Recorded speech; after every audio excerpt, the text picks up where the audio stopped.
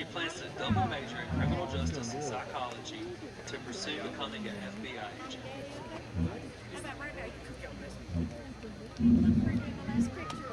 Now introducing your Army JROTC honor color guard in Canning. He told me to call you today. Did he talk to you? Did he text you? Lieutenant Colonel Angela Scales.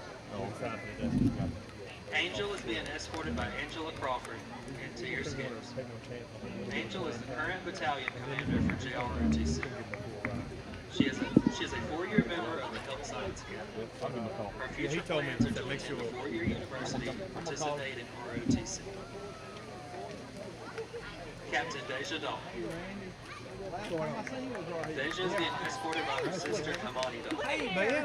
She is currently serving as a community commander for Seacom. She has been a member of the volleyball team while also completing 4 years of JROTC. Her future plans are to join the Navy Reserves while also completing her education at a 4-year university. He did really good. Captain Danica Whittle. Danica is being escorted by her father, Charlie Whittle. While at Morehead High School, she has been a member of the SADG Club, Writers Club, JROTC Color Guard, JROTC Drill Team, tennis, and wrestling. After high school, Danica plans to enter the Marine Corps. Captain Victoria Williams. Victoria is being escorted by her mother, Devonna Hampton Williams. Victoria is currently on the battalion command staff in JROTC. While at Morehead High School, she has been a member of the basketball team as well as serving as student athletic trainer. Her future plans are to attend either Hampton University or East Carolina University to participate in ROTC and join the United States Marine Corps. Captain Brittany Riviera Bravo. Brittany is being escorted by her mom, Evelyn Bravo, and her dad, Orlando Riviera. While at Morehead High School, Brittany has been a member of the soccer team, track, JROTC drill team, and color guard. Her future plans are to attend UNC Wilmington or East Carolina and major in nursing. Captain Aubrey Sanchez. Aubrey is being escorted by her mom, Kaylin Boyd, and her dad, Ryan Cobb. Aubrey is currently serving on the battalion command staff in JROTC and is a member of the National Honor Society and Medical.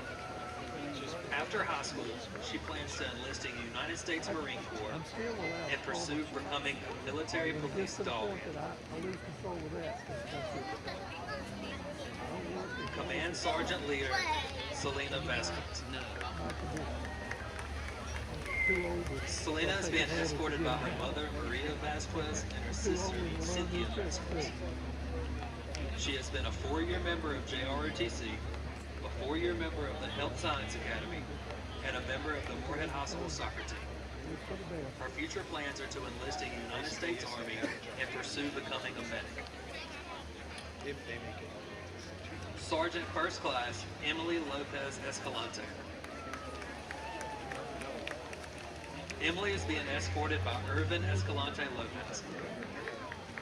While at Morehead High School, she has participated in JROTC and volleyball and enjoys photography. Her future plans are to attend a 4-year university. Sergeant First Class Tyler Wade. Tyler is being escorted by his mother, Nicole Wade.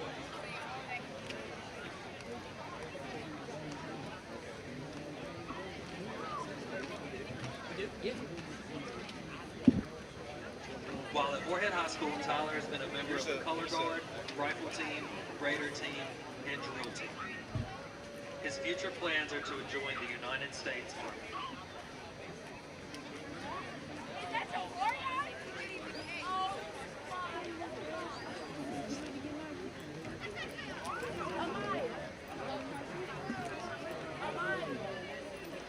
Sergeant Jerry Fay.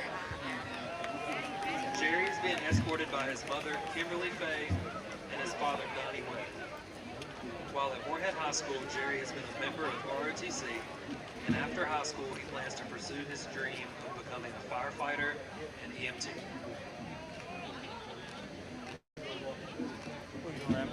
Good, how you?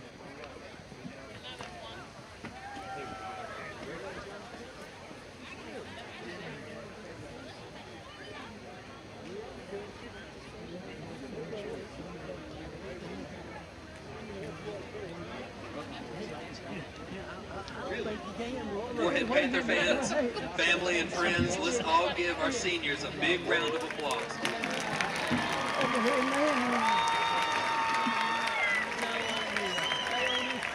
That's right. He can't do nothing on his own no more. He done got too old, that bud. Do something. There you go. You right there. That's a fact. Oh. Now you have to go listen to him. That's a good seat right there. Yeah, it's not bad. Right. The other night, he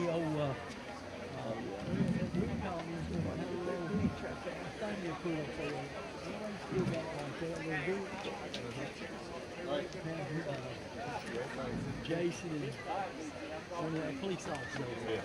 They're sitting over there. Hey, how you doing? Coach, what's happening?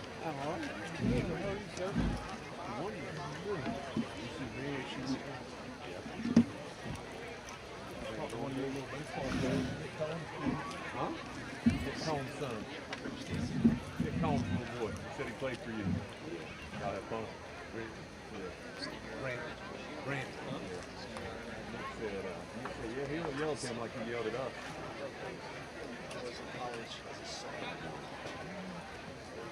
You've gotten soft. That must have been big talk. Yeah, that's what he said.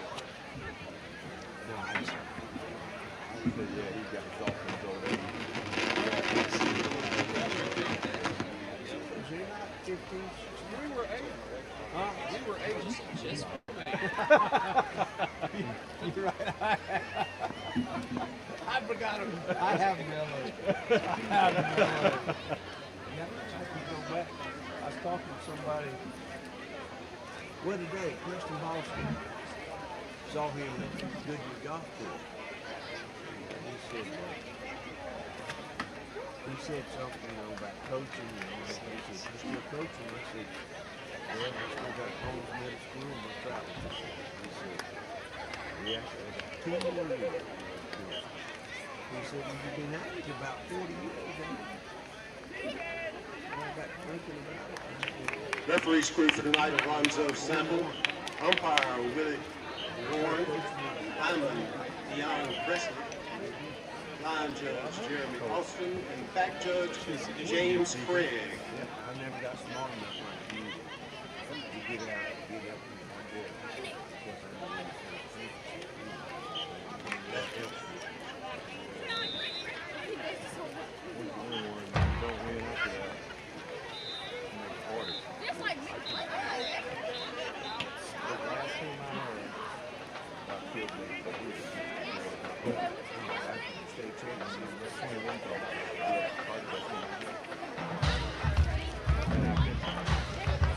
Hello and welcome into Panthers Stadium as we get you ready for the final week of the regular season on RoCo Radio. It's the Morehead Panthers hosting the Reidsville Rams conference action, rivalry football. David, don't get better than that on a Friday, does it?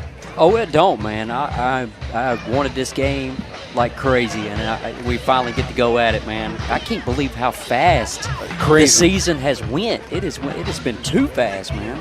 It's the Reidsville Chamber of Commerce and Visitor Center pregame show. Reidsville Chamber of Commerce and Visitor Center at 140 South Scale Street in downtown Reidsville. The Chamber has served as an advocate of the local community since 1914 and always aims for the betterment of Team Reidsville. And the Reidsville Visitor Center is the place to find information, brochures, maps, visitor guides, and information on what the great city of Reidsville and surrounding area has to offer. At the Reidsville Chamber of Commerce and Visitor Center, our goal is to help you grow your business and connect you and your business to the people, resources, and businesses that make our area the best place to call home. So your storylines tonight, when you take a look at both teams, if the playoffs were to start today, the RPI would have both teams in the playoffs. And as a matter of fact, it would be a matchup of each other, as the number 1 seed Reidsville and the RPIs just updated earlier this afternoon. Reidsville at number 1, according to the NCHSA website, and Morehead at number 32. Wow, man, I'm going to tell you, has that ever happened before? Where 1 and 32 being in the same conference ever played each other as far as this conference goes? I'm pretty sure it has. It has? Okay. I'm pretty sure we played. I'm pretty sure it has, but I'm not 100% sure. Okay. So 2-7 for Morehead, but when you look at the big picture for the Panthers this year, you look at the 2 wins, you can talk about the 2 wins, but the matter of the fact is very simple.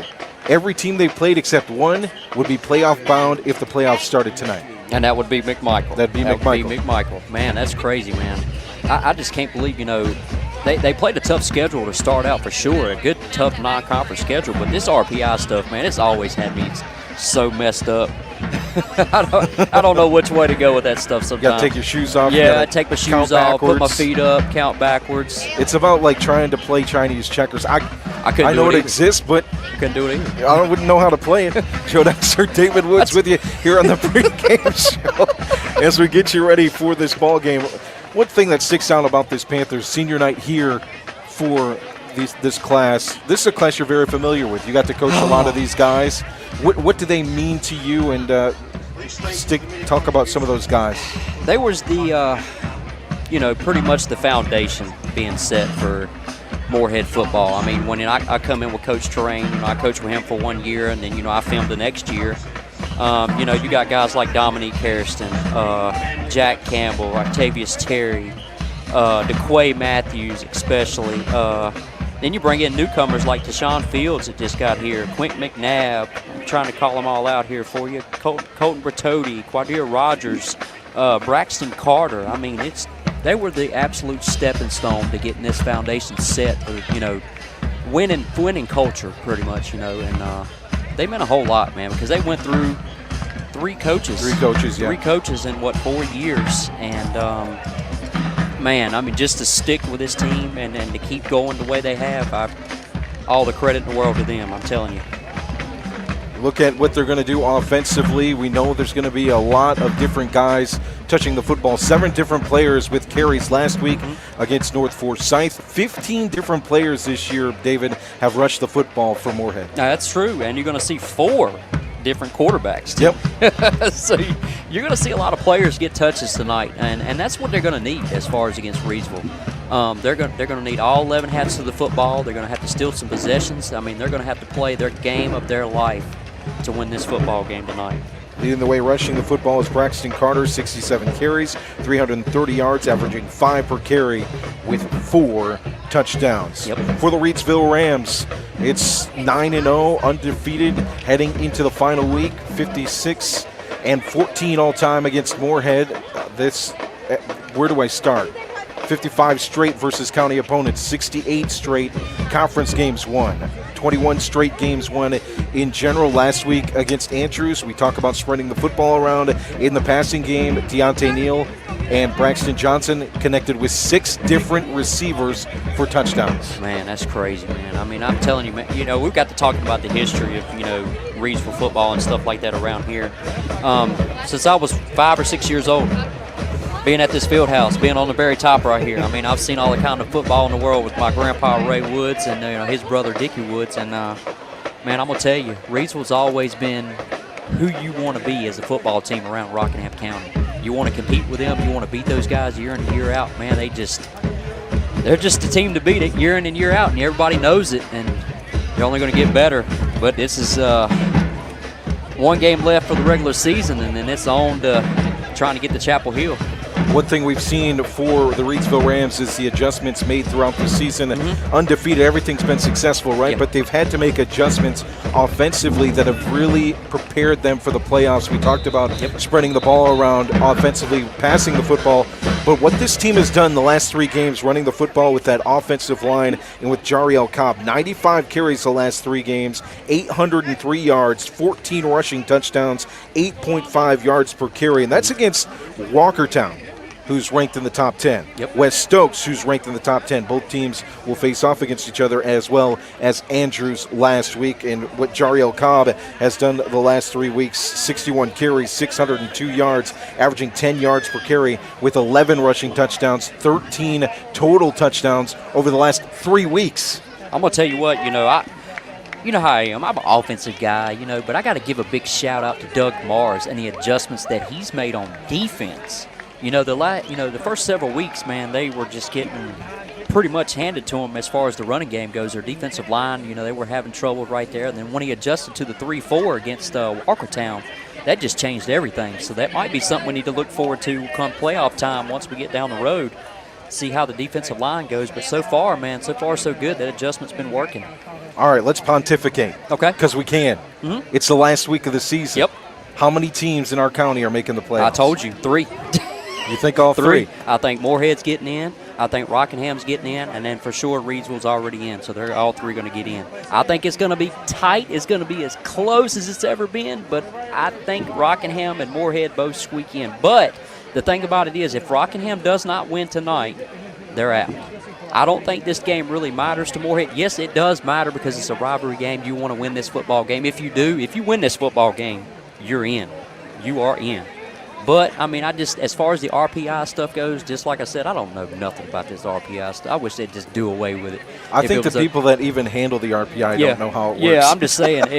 But to me, this game does matter for Morehead, but then again, it don't because it kind of helps them because of the strength of schedule is what I've been hearing as far as the RPI stuff goes. But we'll see. We'll see what happens. We got 2 weeks. After this week, I'm not going to know what to do with myself. I'm going to be twiddling my thumbs this next Friday night trying to figure out what's something to do. Maybe go mow the yard. Maybe get some leaves out of the yard. I don't know. Get the list checked out. Maybe we'll do some type of broadcast just to celebrate on we Friday. Go. I like Get ready that. for the playoffs. Yeah. Just jump online and chat with our friends that listen in every single week to the RoCo Radio Game of the Week. That'd be a lot of fun. That'll be fun right there. Well, let's get the Rams' perspective here tonight. The visiting squad with head coach Eric Teague. It's a Reidsville Chamber of Commerce pregame show, RoCo Radio Game of the Week. We're joined with Reidsville Rams head coach Eric Teague. Coach, last week, offensively, you're able to get things done against Andrews. Looking at the numbers, rushing the football, it was strong, but what stood out to me was 6 different receivers with touchdowns. At this point of the year, heading into the postseason and with your final game of the season, how important is that to be able to work all the weapons and get ready for the end of the season? Yeah, we have a lot of guys that can make plays when they get an opportunity, and that's what we really tell them all the time is when they do get an opportunity to make the most of it, because you never know what the defense is going to do, what they're going to try to take away. So with Deontay, the ball in his hands, he's going to read the defense and he's going to find a hole and he's going to distribute the ball to our different playmakers, and that's what we really count on. We really don't want a defense to try to key in on one guy, so we really want to spread the ball around and make them defend the whole field. Coach, we didn't get to be with you last week, so want to ask you about your seniors. What have they meant to you specifically? They were juniors last year, bought into you as a head coach, and now their final year. What have they meant for you? Yeah, last year's senior group was special just because it was my first group to kind of work with and to let them kind of be leaders. This year it was kind of fun to see the progression of the guys who were juniors last year to making the jump to seniors this year, and just seeing the growth they made as players and as leaders, and just kind of taking over the team, everything from the stretch lines to in the locker room or in practice when we need to be a little bit more up-tempo from drill to drill. Those are the guys that we really lead on, and we tell them that we're going to be as good as our senior leadership is. That's how good we're going to be. So we put a lot of pressure on them to be leaders, and it's been fun to kind of see them grow this year. One of those is Jariel Cobb, who has 13 touchdowns in the last 3 games, combined receiving and rushing. It looks like he's starting to find a groove over the last 3 weeks. In 2 important games, West Stokes, Walkertown, and then Andrews last week, and then this week to wrap up the year. How important is it to have that rushing game with the offensive line and him keyed in at this point? Yeah, typically in the game of football, it starts with how well you're able to run the ball and how you're able to stop the run. So our offense is really clicking when we know we can run it, and then that gives us the opportunity to open up some passing lanes, also open up some stuff in the passing game. So thought really Jariel's best game of the year was last year in the state championship, and we've kind of focused in on that all off season and kind of figured that's the way our offense is going to go this year, and he's done a good job. Already has over the stats he had last year in the whole 16 games that we played. Coach, good luck tonight and throughout the rest of the playoffs heading into those. Thank you. That's head coach Eric Teague of the Reidsville Rams here on the RoCo Radio Game of the Week as we get you ready for kickoff just about 10 minutes away from that. We'll have your Star Spangled Banner. We'll have your keys to the game coming up in just a bit as well. And we'll hear from head coach Bobby Martin of the Morehead Panthers in just a bit. But let's touch a little bit more on this Panther squad. One of my favorite players to watch, and we talk about him every time we broadcast Morehead football, DeQuay Matthews. Man, feed this dude the football. Please. Feed that man. He needs at least 25 to 30 touches. I mean, kickoff return. He can play receiver. He can run the football. I mean, put him in at QB and let him run Wildcat. I mean, feed that man. Are you telling me he's a Cordell Stewart? Is that what you're telling me? He can do it all. I'm telling you, he can do it all. He's that athletic. He can do anything and everything you need him to do. He can even play defense, linebacker, free safety, cornerback. He might even punt the football. We don't know. I ain't seen him punt the football, but no, I got to give a lot of love to Quay Matthews, man. I talked to him quite a bit, and good kid. I mean, God, I hate to see him go, but, man, hey, on to bigger and better things, you know it. 31 tackles on the year defensively. You'll see him out there. He had that huge, one of the biggest moments in our broadcasting this year with that return to start the game against Rockingham County early in the year. He's just fun to watch offensively and defensively. We've seen him at receiver throughout this season as well. We'll see where he factors into the game plan. While we talk with head coach Bobby Martin on the field, we'll bring you that interview right now on the RoCo Radio Game of the Week. The RoCo Radio Game of the Week. We're joined with head coach Bobby Martin of the Morehead Panthers. Coach, senior night tonight. What has these seniors meant to you here for the last 2 seasons? Oh, we don't have enough time to put that into words. Just good group of guys. They stuck around, they hung around, and they worked hard. They learned how to work. And I told them I could go with them for the rest of their life. They learned how to work. You know, for a coach to come in with those guys as last year as juniors, you're the guys that you're looking for them to cement what you want to do. How well do you feel they've done that here in this heading into the senior as the end is near? I think the foundation is being built pretty good. It took a little bit, but we got it dug out and the foundation is built, and then we can start building on top of it. They did a good job. They learned how to work and stick together. Coach, Reidsville tonight, rivalry football. I know you don't have to say anything to the guys for games like this, but what was some of the message for your guys this week, and how do you see Reidsville? Hadn't been the same message. The same for me. It's the same message every week. You work hard, you do the right thing, and you don't worry about the rest of it. That goes with them for the rest of their life. Just get up every day, be the best you can be. I told them, do your job and do it the best you can do, and that follows you for the rest of your life. Coach, good luck tonight. Thank you so much. Y'all have a good one. That's head coach Bobby Martin here on the RoCo Radio Game of the Week pregame show brought to you by the Reidsville Chamber of Commerce and Visitor Center. He brings up a good point, David. Coaches aren't just on the field. They're coaching these young men, too. Absolutely. And you're coaching them not just in football. You're coaching them for life, too. I mean, there could also be another father figure to you. I mean, it's just one of those things, you know, coaching job is a 365-day-a-year job. Just because it's in 10 games, I mean, don't mean anything. You're coaching them even after the season's over, so that's one good thing. So we'll get to the national anthem.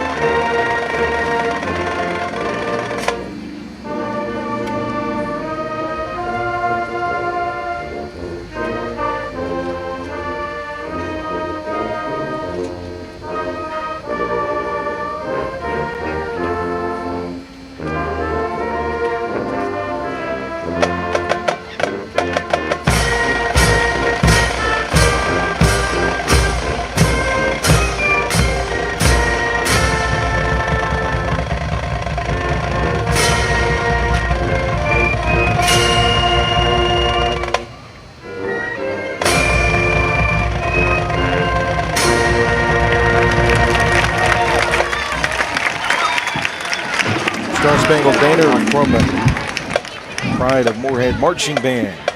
we get you ready for kickoff, the final game of the regular season. It's the Reidsville Rams and the Morehead Panthers.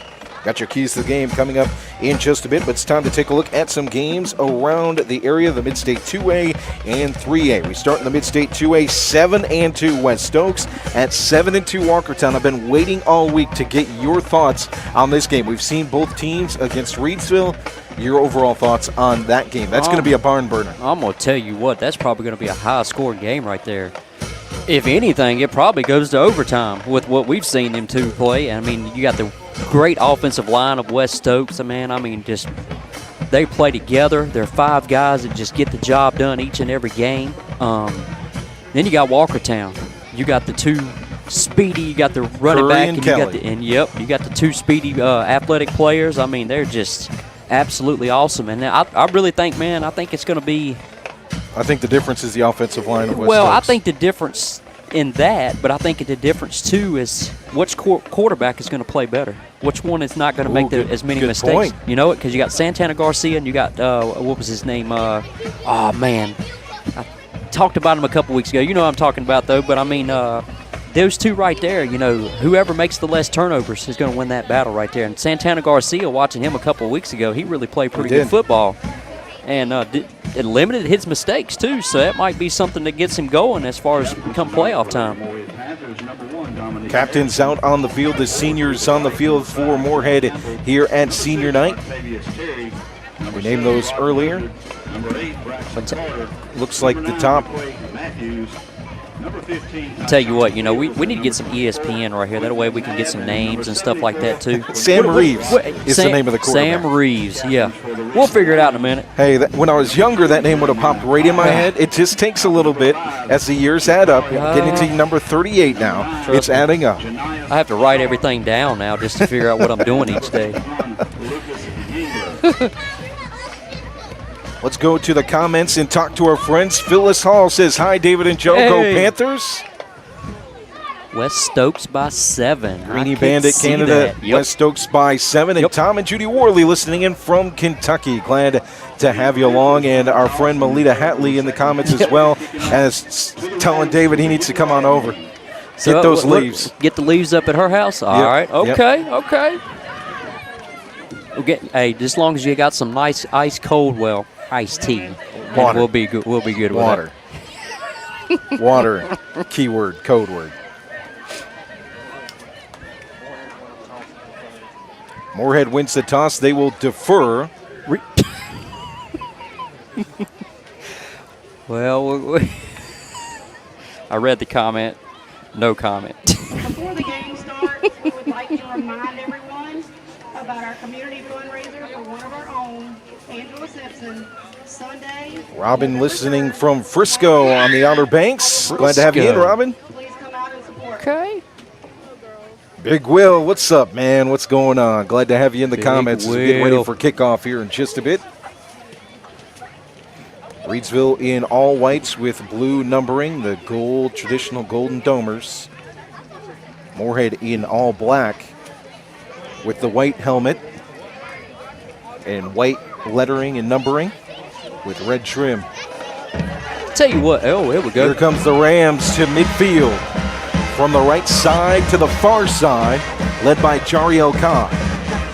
Tyrese Turner with the Reidsville Rams flag.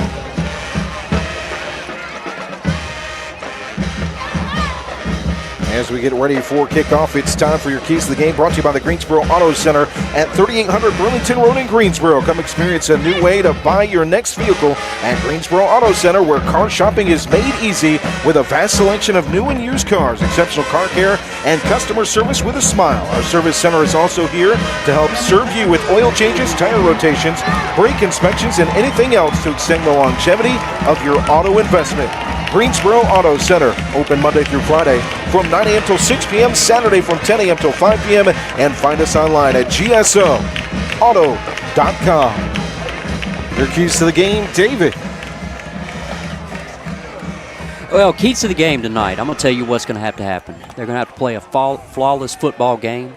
If anything for Morehead, they're going to have to get some turnovers for sure. They're going to have to match Reidsville score for score. If not, You might want to read the comments a little bit, ladies and gentlemen. It might wind up being that. But for Reidsville, keep on rowing the boat. Deontay Neal doing Deontay Neal things like he always does. He makes plays happen. Jarrell Cobb, he might have a big game tonight. Ken Drake might get in on the action a little bit too. For Morehead, though, I mean, you're going to have to play a flawless football game to keep heat with these boys. So we'll see what happens tonight. Rams back to return. They'll return left to right as the Panthers set to kick some numbers for you. Deontay Neal, 1 touchdown away from 30 total on the season. We mentioned it in the pregame show. Jarrell Cobb and this offensive line, unstoppable the last 3 games. You look at the numbers and break it down. Jarrell Cobb leading the way with 602 rushing yards, 61 carries, and 11 rushing touchdowns, 13 overall in the last 3 games. That'll be a key factor in this one. As we have a warm-up on the kickoff. I'm going to tell you what, though. I'm still waiting on that shirt. Deontay Neal. Look at the comments. Doing Deontay Neal things. You got, oh. Greeny Bandit says, I got a guy to make you that shirt. Let's go. Just in time. So I'll be wearing that shirt, too. And I got to have my Carolina stuff on, too. Can you take the Carolina State blue championship game going to Chapel Hill, baby? No, you can wear it there. I'll allow it there. Let's go. Pacheco set to kick for the Panthers. Again, the kick will go right to left. The return left to right. As Galloway and Neal back to return. We're still awaiting the opening kick. It'll come tonight. At some point in time. You know, hey, these officials, they'll get it going. Oh, we're going to back it up. Okay, what we got here? To the 35-yard line. Well, while we've got some time, we're on Cobb watch, as we always are. Tayon Graves with that season record of 2,173 rushing yards in 2007. Cobb needs 723 more yards with 7 games to go. If the Rams make it to the state championship game, that's an average of 103 per game to tie the record. Line drive kick by Pacheco. That bounces at the 25-yard line into the hands of Galloway. Far side hash near the middle of the field to be brought down at the 45-yard line. One more thing to watch. Deontay Neal, if he plays defense tonight, 16 interceptions. He's tied with the record career-wise with Rashad Slade and Adrian Adams. An interception would break that record. So here we go. We start the final game of the regular season on the RoCo Radio Game of the Week. All right, here we go. You ready to clock in? It's time to go. Let's go. It's time to work. From the 44-yard line, 1st and 10 for the Rams offense. 2 receivers near side. Single man in the backfield is Cobb to block for Neal. Neal rushes middle of the field. Pass complete to the big man, Kendra Harrison. Agent Zero with the catch near side, just off the hash marks near the sideline. It's going to be a gain of about 8. 2nd down and 2. Partner, that was that man. That was Mama. There goes that man, Cam Jones, with the catch. That 8 and that 0 is kind of a little off right there. You need my glasses? You can borrow my glasses if you need to. Dude, I'm telling you, Cam Jones has gained size. Cam Jones lines up here on the near side. Neal sets back. Quick flip. It's complete to Smith. Far side, 40, 30-yard line. And brought down at the 25. Michael Smith, the junior, with the quick catch. Neal just sat back there, floated to Smith, middle of the field, and he works his way to the far side.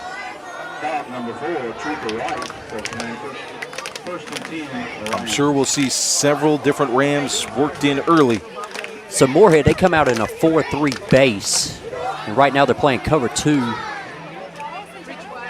Sharp lines up at receiver outside. Harrison near side. It's Jones on the far side. He gets the catch for a gain of 8 on the sidelines. Past the 20-yard line, inside scoring territory. I'm going to tell you what, for the man to be so athletic, talking about Cam Jones, he gets his numbers very quietly. He does. I mean, I'm telling you, man, he's quiet with everything, and I mean, he just has a ball game, and it's like, man, sometimes we forget about Cam Jones. Come on, man. Leads the team in catches with 46 heading into this one. 2nd down and 3. Neal takes the football, runs it up the middle, gets the 1st down. Good gain inside the 10-yard line.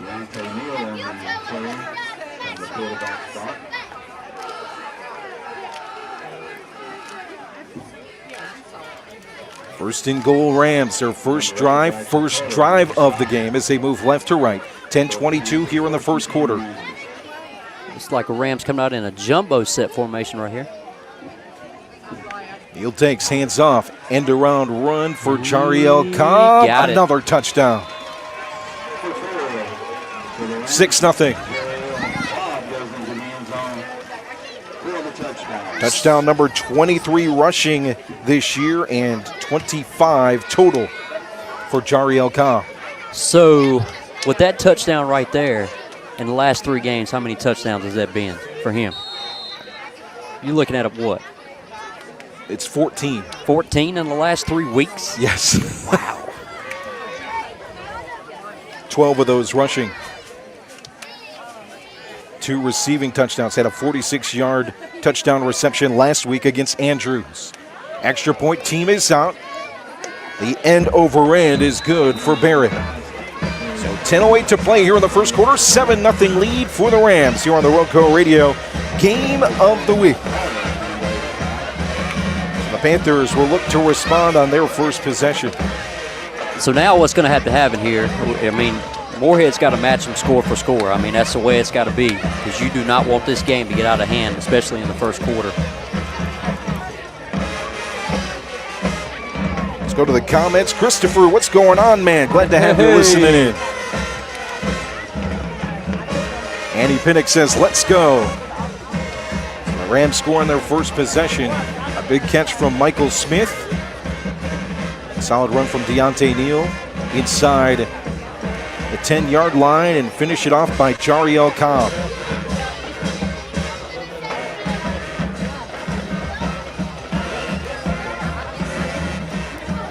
So here comes the Panthers return squad. DeQuay Matthews back there.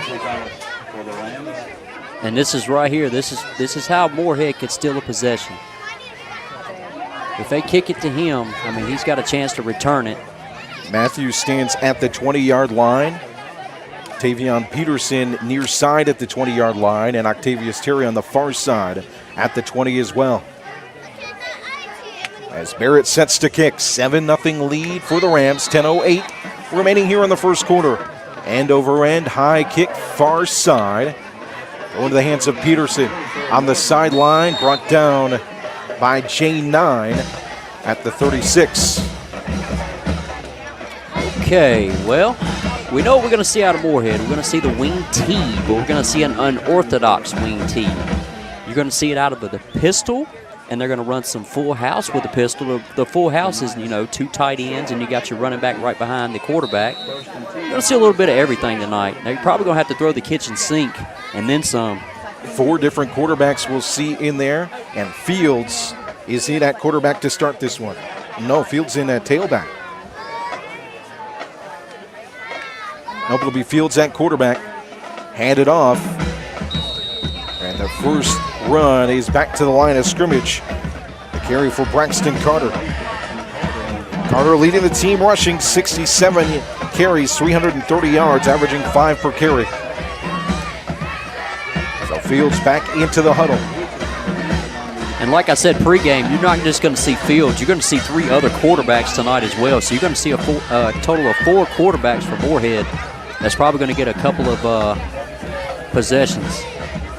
Fields in the gun. Carter alongside him. 2 up backs alongside him on that far side. Ball is on the ground. Fields jumps on it. He's able to dive and save the possession. It'll be 3rd down and long.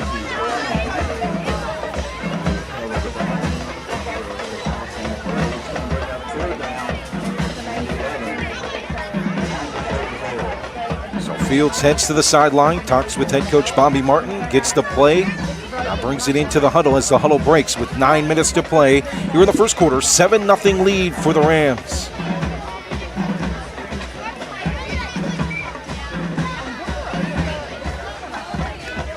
Two up backs in the gun, handed off. Carter has some room, tripped up, gets back to the line of scrimmage. That's going to be a gain of about 3, and 4th down.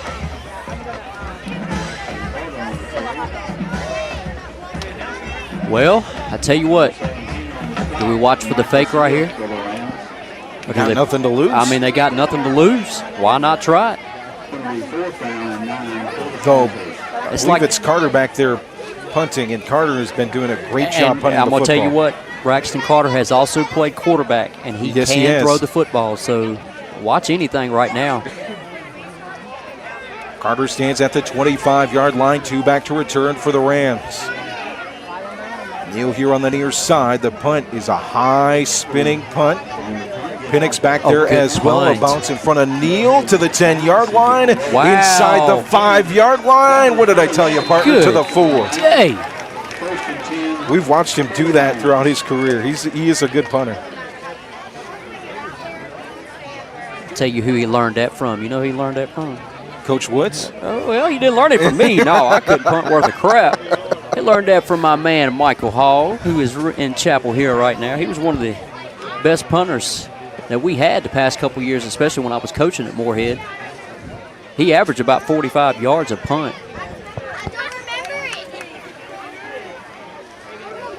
The Rams' second possession will start deep in their own territory. Place the ball at the 4-yard line after the beautiful punt from Braxton Carter.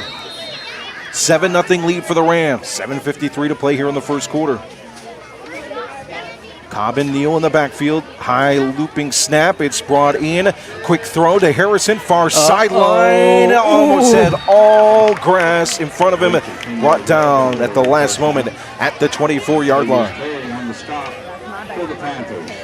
I'm going to tell you what, that was a good tackle right there. Good open field tackle by Octavius Terry, because if he didn't get big man Agent Zero down, he was going to the house. Harrison last week, 4 receptions, 67 yards and a touchdown. 5 touchdowns on the season. Neal takes the snap, handed off, hesitation. Cobb brought down in the backfield by Brock Blizzard. Blizzard's one of those fierce dudes, leading the team in tackles, 76 tackles this year. I'll tell you what he's got. He looks like the old school linebacker, too. Bill He's got Romanowski with that neck roll. Kevin Green. Oh, the Boz. The Boz. 2nd down and 10. Make it 2nd and 12. Loss of 2. Neal stands in the pocket. Quick throw, middle. It's complete to Cam Jones. Stiff arm for Cameron Jones. Won't be enough for the first down. It'll be 3rd and about 4 up to the 31-yard line. All right, if Morehead can get a stop right here, this will be big. Make it about 3rd down and 3. Yep.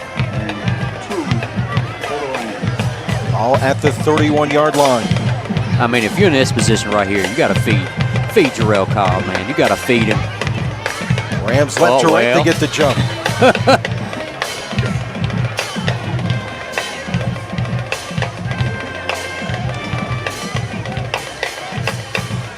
That's one thing Morehead cannot do. They cannot give Reidsville free yards. False start moves the chains past the 35-yard line to the 36 as the Rams offense sets. Cam Jones lined up at receiver near side, 2 receivers far side. It's Neal at quarterback alongside him. Morehead It's Cobb on the far safety. side. High snap brought in. Cobb grabs it far side from Neal. Looks for space. He's got it. Here he goes. Plenty of green. Far sideline to the 30-yard line, to the 20-yard line. Brought down inside the 20. And the beat goes on with old Jarrell Cobb, man. He just keeps on going. 602 yards the last 3 games heading into this one. Partner, he said he's got a record to break. He said that at the beginning of the year. He's got a record to break. He ain't got time for none of this defensive stuff. That one goes to the 15-yard line. Coach Teague said it well in our pregame show as well. We saw against Clinton what he can do. They gave him 24 carries in the state championship game. From there, he's been a workhorse in this offense. 27 carries against Walkertown, a career high. At 24 or 23 against West Stokes.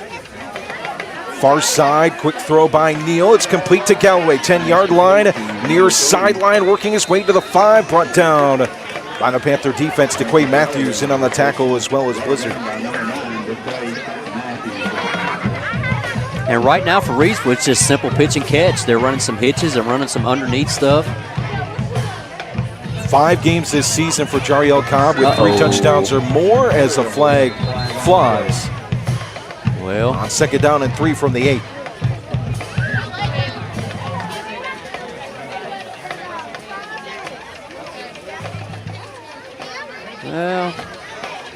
So far, there ain't been no quotas tonight, have there? Too early for quotas. Too early for that? Too Okay. early. Uh-huh. It's like the start of the month. You don't have a quota on November 1st, David. Well, Okay, all right. I'll keep my mouth shut. Move the chains. Or move the offense of the Rams.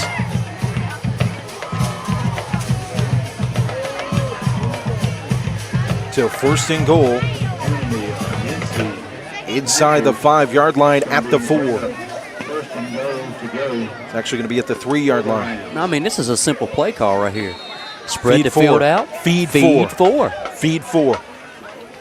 Neal in the gun. Cobb alongside him to the left. Fake the handoff to him. Quick throw. Floated up. Kentrey Harrison grabbed that football. That hung up there for a good minute. Was that a touchdown or a rebound? A little bit of both? A box out rebound touchdown. Okay, all right. 13-0. Big Will at Reidsville in all whites with the blue numbering and the gold domes. 5:19 to play here in the second quarter. And a 13-0 lead for the Rams. Neal takes the snap on the 2-point conversion attempt. Looks at Cobb to throw, pumps, now looks to the goal line. 5, 6, 7 Morehead Panthers on him. Throws it to Cobb, incomplete. Man, if we don't have DN doing Deontay Neal things, if we don't have Deontay, we can just start calling him Magic Man. He is the Magic. Now you see him. Now you don't. It's like Talladega Nights all over again. I was going to say little John Cena. You can't see me. I mean, the way it's little Lamar Jackson. It's little Michael Vick. I mean, can we keep going? Even if you don't see him. Yeah. Even if you do see him, you actually don't, because you don't know where he's going to end up. 13-0. 2-point conversion, no good.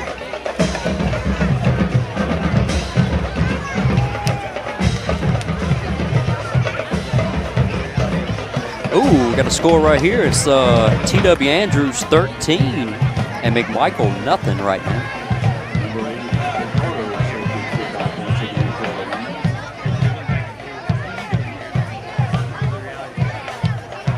As we await the kick.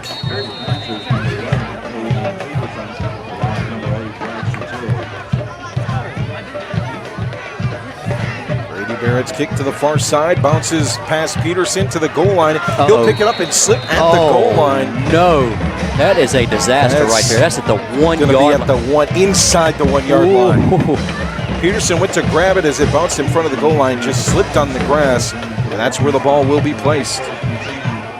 Oh my.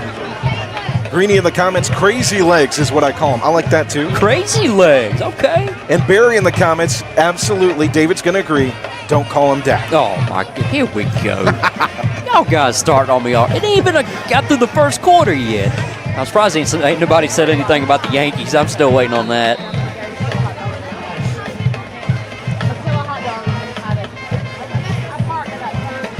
Yeah, poor Dak. As soon as he gets that crazy look on his face, he's going to throw an interception. Fields in the gun, stands in the end zone, takes the snap. It's going to be a direct run, trying to create that space. He looks like he'll get a yard or two. He got a few. On first down. Well, while I've got a moment I'm thinking about it, I want to take the time to thank all of our coaches, all of the players for a great season as the regular season comes to a close. All the volunteer coaches out there that put in the time, all the parents, the cheerleading coaches, all these coaches in various sports, they don't get the due that they deserve. I'm going to tell you what, man. Appreciate everybody, the sponsors, everybody that listens in week and week out. We get to see some good athletic players, man, week in and week out. I'm telling you, it is fun. 4:35 here to play in the first quarter, a timeout for Morehead. Second down and 9. You know, I always wondered why Jim Nance used to say hello, friends. Now I get it. We've got the same folks that are with us all the time. It's great to catch up with them on Fridays, talk football, watch the game, bring it to them as well. And our sponsors who make it possible, thank you so much. And we've got some loyal sponsors. So if we do. The best way you can help us is help them. They're local businesses. They're not big corporate businesses. These are people in our communities making a difference that care about these athletes and these coaches as well. So the best thing you can do for our broadcast is to, well, of course, listen, but support our sponsors. I'm going to tell you, if it wasn't for them, we wouldn't be here right now. We wouldn't be here week after week trying to give you the best broadcast we can. Big Will in the comments says, I found out what the star on the Dallas helmet stands for. We're going to have to ask him. Here we go. Get your popcorn ready. Yeah. Where's Terrell Owens? He got it. 2nd down and 9 from the 3 after the timeout. Fields in the gun. Carter in the backfield alongside him. Fake the handoff. Nice quick throw. That is complete to Cochran, the senior, past the 10. He keeps going. Pushes the pile all the way near the 20-yard line. Senior to senior. 1st down. I'll tell you what, that was a good dot right there by Fields. 1-star rating. Here we go, man. No, it says the star on the Dallas helmet stands for 1-star rating. Oh, I like that. Yeah, week in and week out. If I ain't catching it from my partner right here, I'm catching it from everybody else. I'm telling you. I know it's all love. Trust me, I know. Cochran lined up at receiver near side. It's Carter in the backfield at tailback, Fields at quarterback. Single receiver far side as well for the Panthers. 2 up backs. 1st and 10 from the 19. Handed off. Carter with speed. A good gain just near the far side hash, middle of the field. Now, I'm going to tell you right now, this is one weakness that Reidsville really needs to fix, and that 3-4 really helped fix that weakness, is the defensive line. Up the interior right in there, they've been getting up a lot of rushing yards the past couple of weeks now, Come playoff time, we're going to see some good teams now, so we got to get that fixed. 2nd down and 1 from the 28. But we ain't worried about Shelby, you know that. I was going to go ahead and throw that out there. Handed off to Carter again. This time it's going to be a loss of yardage, I believe. I'm just getting it started, You're starting it already? I had to go ahead and start Starting it already? I mean, I'm in the talk page. I see all this junk talking, and I'm just like, I just got to throw that little jab in there. So your literature reading for the week is the high school talk page? Now, come on now. You can read it, too. I can't help. I love it. It's like a good romance novel. Yeah. You can't put your eyes off it. You got that right. 1st down it is. Actually, Carter gets the 1st down. 1st and 10 from the 29. 3:05 to play in the 1st quarter. 13-0 lead for the Rams. Nice solid run yet again for the Panthers. It's Carter who's taking over this drive. I'm going to tell you what, man. If it's anybody on this offense for Morehead, it's Carter. It's like each game, man, as running back, he's been gradually getting better and better and better with each carry. He's looked pretty good. You talk about the progression of his career as a senior. I remember seeing him as a freshman when you were coaching on the field as a quarterback, stepping in when needed.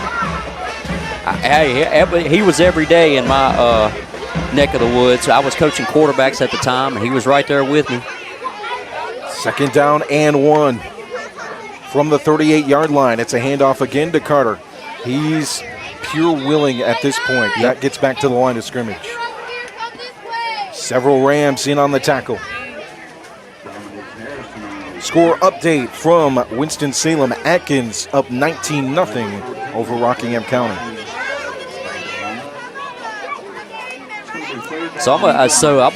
We talked about this earlier. If Rockingham loses tonight, that pretty much puts them out of the playoff contention with this crazy RPI stuff, I guess you could say. Maybe that's what I need to do. Maybe I need to go work down there, refigure a new way of teams making the playoff. You think I'd be good at that? Probably not. Maybe. But, I mean, it's common sense. We'd have to get you a lot of picture boards. You like those big brackets they do for bracketology. I'm gonna get the big brackets. I'm gonna get my crayons. Man, I'm gonna have it looking good. The next Joe Lenardi. There you go. Could I be that? I could be that. Barry in the comments letting us know the Burns-Shelby game, 7-0 Shelby. Ain't nobody worried about Shelby. Ain't nobody worried about them. Here it's 13-0 Rams. 55 seconds remaining here in the 1st quarter. As Fields heads back to the huddle. It's been a good drive for the Panthers, led by Braxton Carter with 3 solid runs, but it's 4th down and 2. from the 36-yard line. Ball is on the ground. It's picked up by Terry. Breaks through a tackle, but stop. Ooh. Big tackle. Janiah Sharp ended the play. And I'll tell you right now, this is a good drive by Morehead, and this is what you need to do. You need to slow it down. I mean, really slow it down. And they're taking long drives right here. They're getting first down slowly but surely, but it's a 4th and 2. Let's see if they go for it right here.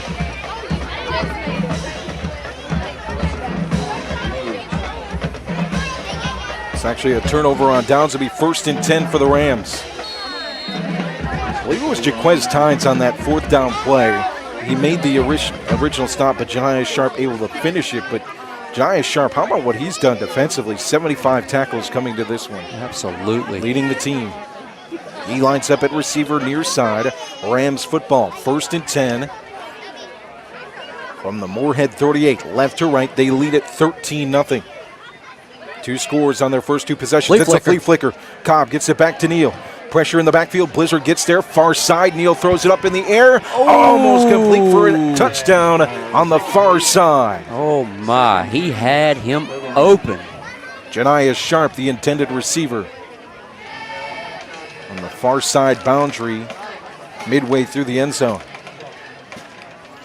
I like that, Greeny. The Shelby Kittens. The Shelby Kittens. So 25 seconds remaining here in the first. 2nd down and 10 from the 38 after the flea flicker attempt. Single man in the backfield is Cobb. He'll get the football. Back there is Quadir Rogers. He can't tackle Cobb, though. Past the 1st down marker to the 20-yard line, far sideline. Inside the 15. Oh, a flag at the end of the play. Uh-oh. Late hit? Maybe? Might be. Cobb was down on the far side. He's back up, though.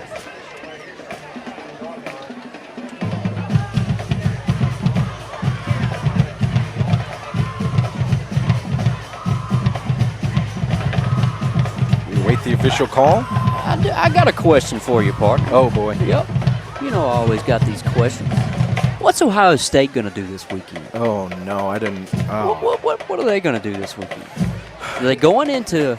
I mean, the good thing about it is it's not a night game. It's a good thing. It's a 12 o'clock game, so that could make a difference. Now, if it was a 7:30 whiteout, I would probably go ahead and pick the Nittany Lions. Well, our left tackle is our 3rd string tackle. Okay. So, in the best defensive end maybe in football, in college football, plays for Penn State. So I'm a little nervous. Okay. We'll see what happens. Hey, you can't forget about that tight end. Ooh, that tight end's good too. Oh, man. 12 seconds to play here in the first quarter. 13-0 lead for the Rams. A penalty will push them back. 1st down from the 45-yard line past midfield, left to right. Glad to have you along. The RoCo Radio Game of the Week.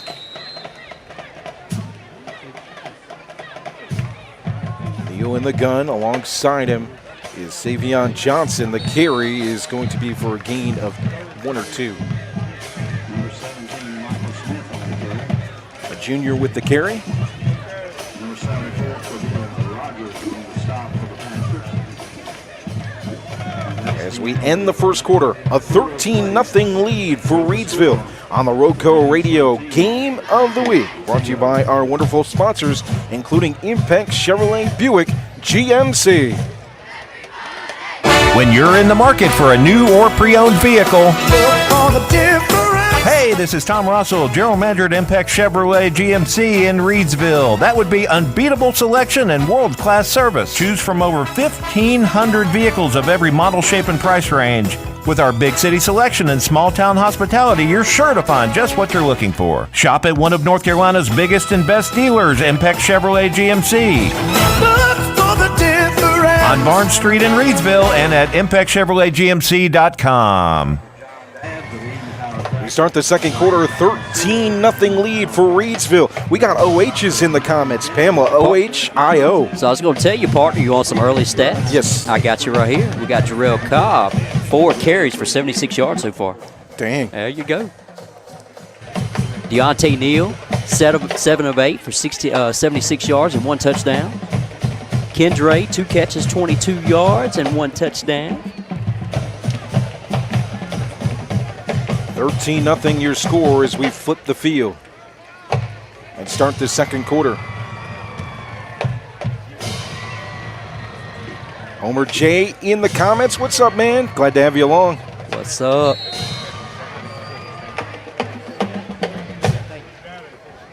Second down and 9 from the 34, right to left past midfield. Snap is a quick throw, far side, incomplete. Intended for Demarion Whitted, incomplete.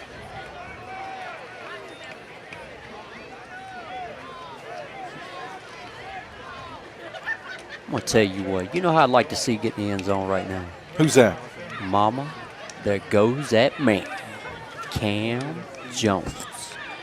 I wouldn't mind to see that either. Absolutely. I ain't got to call that in a couple of weeks. Just 3 touchdowns away from 20 in his career at Reidsville. Neal sets in the pocket all the time to throw. It's incomplete. I think there was a little bit of miscommunication with J9 right there. 4th and 9. In go for it territory are the Rams. I mean, you might as well.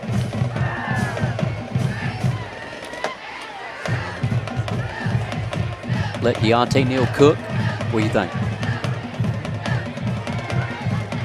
4th down. J9 at receiver near side, 2 receivers far side. A snap, far side hash, complete to the sidelines. Cameron Jones inside the 20.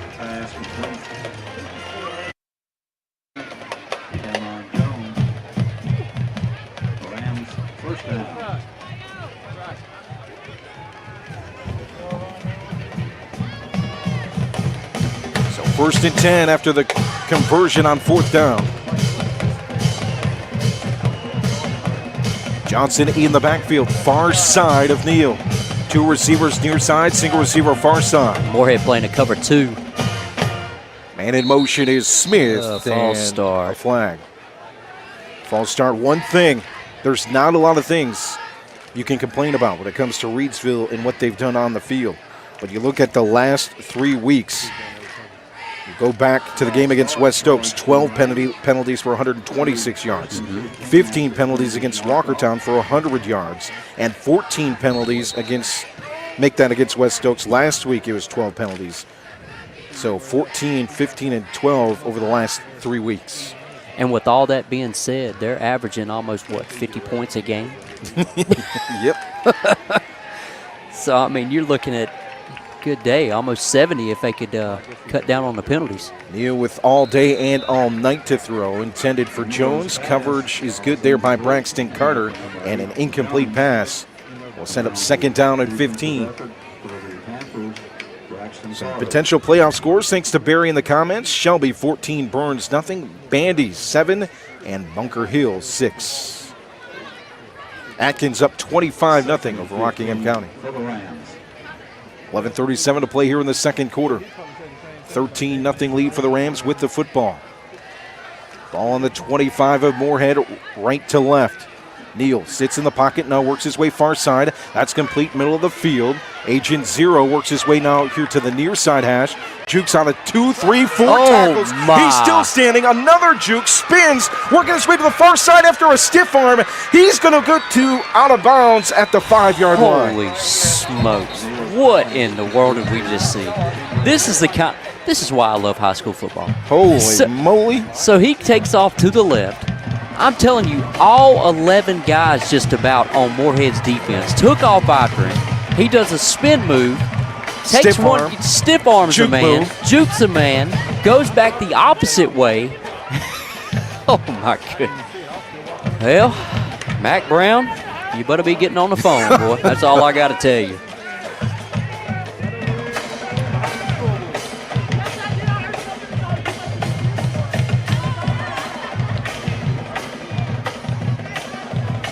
Yeah, we got the referees talking about something right here. It's a flag on the play. What do we got? It wasn't a holding because, well, all 11 guys was on Kendra, What do you call it, partner? I didn't see it. I'm not sure either. It was on Morehead. I was going to say you can't. Unsportsmanlike, okay. Okay. You can't give a penalty for punishing too many defenders, can you? I wouldn't think so, but don't get me started. 13. Almost. Don't get me started. 13-0 ball game, second down. The second down play is a big play by Kendra.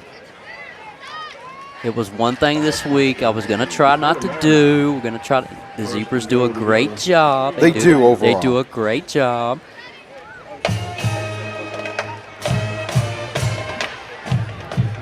Unfortunately, we don't have a score update for West Stokes and Walkertown. Both teams at 7-2. I'd like to bring that to you as soon as we can. If you have it, let us know in the comments.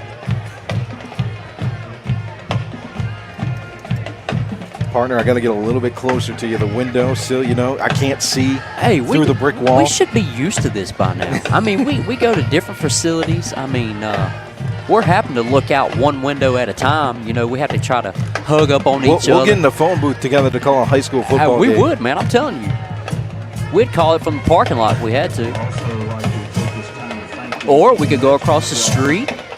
One-way cafe, we could call it from there. With your glasses, though? With my glasses are good. I got 20/20 vision now. I'm good now. I could call it from Morehead. Used to be Morehead Hospital. UNC Healthcare. Well, I could call it from there at the top if I needed to. It'll be first and goal from the 4-yard line. 11:16 to play here in the second quarter. 13-0 lead for the Rams with the football. Glad to have you along. The RoCo Radio Game of the Week one last time this regular season. Johnson in the backfield alongside Neal to the left side. Cam Jones at receiver on the left side as well. Two receivers far side. Hand up right up the middle. Walking in, Savion Johnson with the rushing touchdown. Standing up, 19-0 lead for the Rams.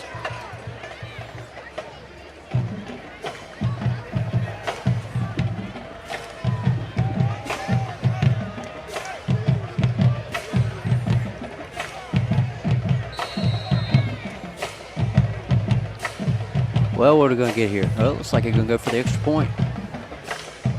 Extra point for Barrett. Neal to hold.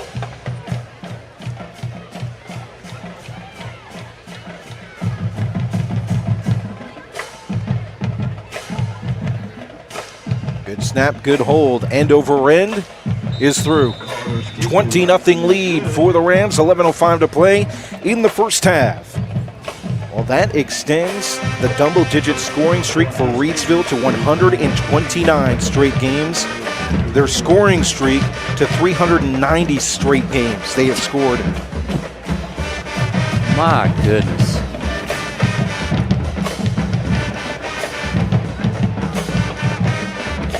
I mean, well, who do you think would be the new top dog in college football now? All right, Alabama's kind of starting to dwindle down a little bit. Who's the new top dog in overall? Yeah, overall. Like program-wise? Let's not know. I'm talking about not or Ohio State. Ohio State can't get past the whoa. Quack. I mean, Whoa. Maybe it is Oregon. I think Oregon's the number one team right now. Oregon. Okay, so that's what we'll call Reidsville. Reidsville's like the Oregon Ducks of high school football in 2A. And over end far side to the 20-yard line for Peterson. Works his way middle of the field. Now he's at the near side hash in front of the 30, brought down by Jakari Penix. Also in on the tackle, Keontae Brunson on special teams. I don't know. That's maybe a disservice. I don't know. The Alabama, the Georgias. I still think Georgia's still up there now, though. I mean, they got a big-time win against Texas. You can't write them off quite yet, but, I mean, when you get beat by Vanderbilt, Nick Saban wouldn't let that happen. I'm just saying. First and 10 for the Panthers from the 29. 20-0 lead for the Rams. First and 10 for the Panthers. Okay, we got a new quarterback in. We got Townsend in now. Townsend takes the snap, looks for a lane, won't find one. He'll be stopped at the line of scrimmage. Several Rams in on the tackle, led by number 52, Tyrese Turner, 6'3", 260 senior.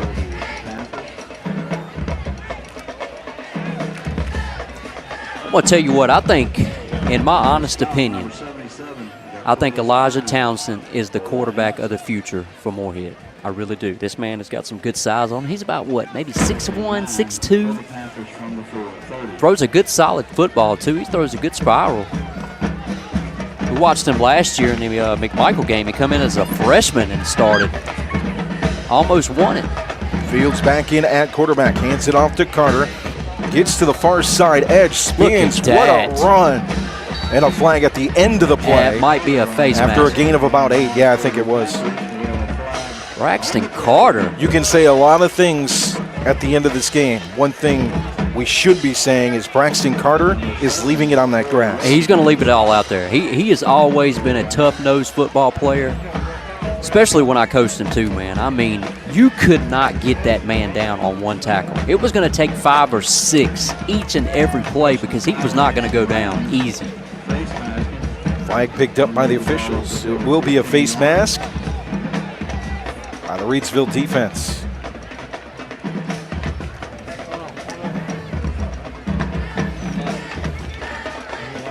Set up a Morehead first down, brought to you by One Way Cafe at Osborne Baptist Church. Join us for delicious coffee and fresh made-to-order food Monday through Friday from 11 to 2. One Way Cafe, helping people love Jesus and everyone else. So the face mask pushes the football past the 50-yard line. Be at the 46. First and 10 for the Panthers. Fields with 2 backs in front of him, 1 alongside him. That's Carter who gets the football and another solid gain. That time about 3. Pushed back by the Rams defense up front. So what I'm seeing right now, I mean, you remember, you got to give some love to old Coach McCants. Like you're playing a little pistol with 2 up backs. Kind of reminds me of his offense a little bit, don't it? Sure does. He's having pretty good success down there at Southern Alamance right now. They're going to be making the playoffs pretty easy. They take on Western tonight, 6-3, both teams, I believe. Second down and 9 for the Panthers. Hand off to Carter. Right up the middle again. A flag at the end of the play. Tackle made by the sophomore Trey Slay. Number 70. And Morehead's not doing anything fancy. It's pretty much just straight inside zone, right up the middle.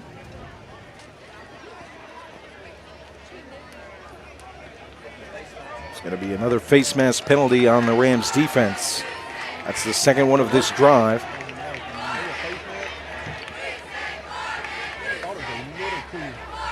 I'm going to tell you what, though, when I did coach here, what I really liked Coach Spencer. Our offensive coordinator. So what we would do is we would have hand signals to call in the plays. The quarterback wouldn't have to come to the sidelines each time. We'd have hand signals. We'd call the plays in.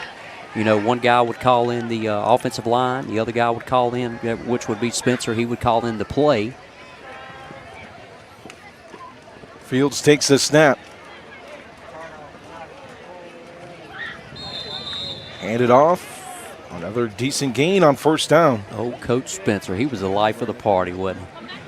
Great guy. Good supporter of our broadcast, too. Oh, absolutely. You got to give him a big shout-out down there in good old Asheboro. I think they're going to be making the playoffs, too. Yeah. Gain of 3 on first down, second down and 7. Morehead at the Reidsville 26. 2 face mask penalties. Got a timeout, Morehead. And good running by Braxton Carter has set up the Morehead offense. 8:16 to play here in the second quarter. 20-0 lead for Reidsville.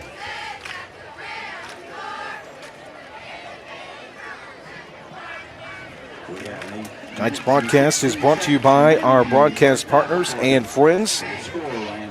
including the folks at Pennrose Carwash, voted #1 car wash in Rockingham County. Pennrose Carwash at 1509 South Scales has been serving the Reidsville and surrounding area for over 50 years. Established in 1970 by well-known entrepreneur Leo Rentz, this popular venue welcomes everyone. Pennrose Carwash open 24/7 and find us on Facebook. Pennrose Carwash voted #1 Rockingham County Car Wash 3 years in a row. And Two Rivers Plaza, Rockingham County's premier location for exceptional small businesses, is Two Rivers Plaza at 307 West Meadow Road in Eden. Visit the wonderful small businesses there today. Two Rivers Plaza, your premier source for small business services.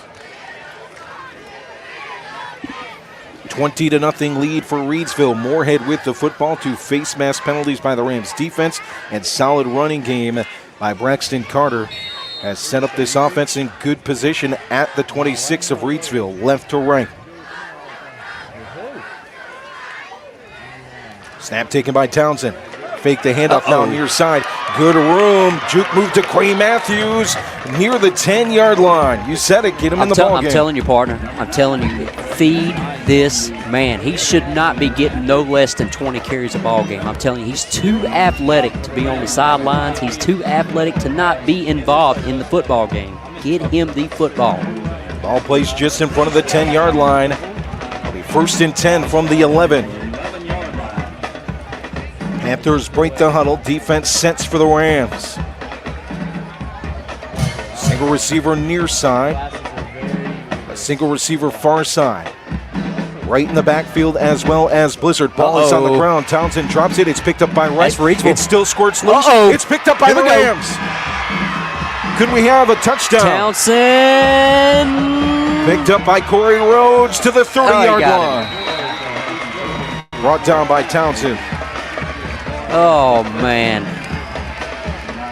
Gene with the update in the comments. West Stokes over Walkertown 7-6, 2:48 left before halftime. 7-6. I'm telling you, partner, I can see that game going into overtime. Those teams right there, they're going to be a force to be reckoned with once playoffs start.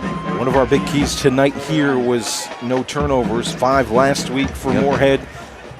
Can't have that turnover there, especially puts Reidsville right in scoring territory at the 29. And I'm going to tell you, with how quick and how athletic they are and how fundamentally sound they are as far as offense goes, they will put up points in a matter of, 2.5 seconds. 1st and 10 from the 29. Rams moving right to left. Hill works his way into the backfield in the gun. Single back alongside him. Single receiver far side. Single receiver near side is Jones, bunts up near the offensive line. Roll it out far side. Hash complete to Harrison. Stiff arm at the 20, still standing at the 15.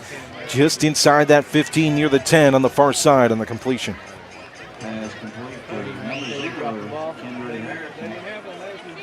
And right now for Reidsville, it's just simple pitch and catch. I mean, it's really nothing too fancy. They're running underneath the routes right there. Right there, that was a flood concept where Deontay Neal rolled out and Kendra went with him on a little out route. Single back in the backfield. 2 receivers near side, single receiver far side. On 1st down, Neal. Fade, far side, Jones. Oh, he got complete, it. But a flag at the end of the play. Did they give it to him? We wait the signal. We wait it. I'm getting ready to say it. There it is. Touchdown. I seen the signal. But is it a touchdown? It is a touchdown. Okay. Well, guess what, Mama? There goes that man. Cam Jones. Cameron Jones. Cameron Jones. Cameron Jones. Say it one more time. Cameron Jones. Be pass interference against Morehead.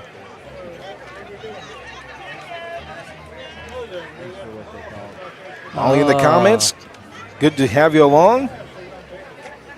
A score update earlier from Barry on the east side of the 2A bracket, Northeastern up 32-6 in the second quarter. Let us know your score updates. Let us know where you're listening in from in the comments.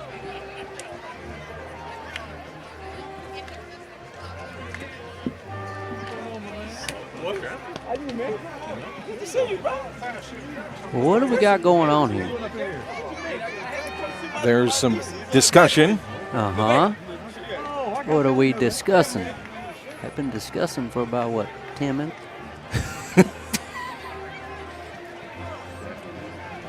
All I know is it's enough time. Yeah, here we go. To crack the Pepsi Zero. Look, I'm going to tell you what. So my partner's going through a midlife crisis right now. He says he wants to buy a brand new 2024 Lamborghini. Whoa. He's drinking Pepsi with zero sugar. I don't know what's going on with him right there. We might need to take him over here to UNC Healthcare to be evaluated. I'm just trying to afford a 2010 truck. You know what I'm saying? I mean, did you fall off the steps? Did you get a concussion these last couple of weeks? Is there something you're not telling me? Because we're best friends. I mean, you're supposed to tell me this kind of stuff. Andrea, let me know what's going on. I mean, did you knock him out while he was at the house or something? I mean, I need to know. But no, he's doing good. He's dropped some weight. You're down to what now? 10 pounds down. 10 pounds down. 10,000 steps a day. There you go. Eating like a rabbit. Hell, I wish I could say the same. My arteries getting clogged by the minute. Neal in the gun. They're actually going to bring that touchdown back. It'll be 1st and 10 from the 13. Oh, and no. Another flag on the motion from Janiah Sharp. Here we go.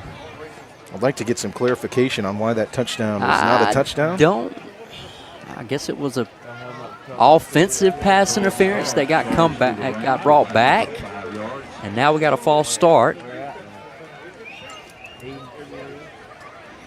West Stokes 14, Walkertown 6, 46 seconds left in the second quarter. Thank you, Gene, for the score update. Man, I would have loved to be there for that game. Ooh, boy, Mr. Jeff Webster has got me some trivia questions. That's what that ding is going on over there? That's what that ding is. Our side, Quadir Rogers with a big stop. My man, Jeff Dorian Webster. On the carry by Kayshawn Henry, the freshman. So it's going to be 3rd down.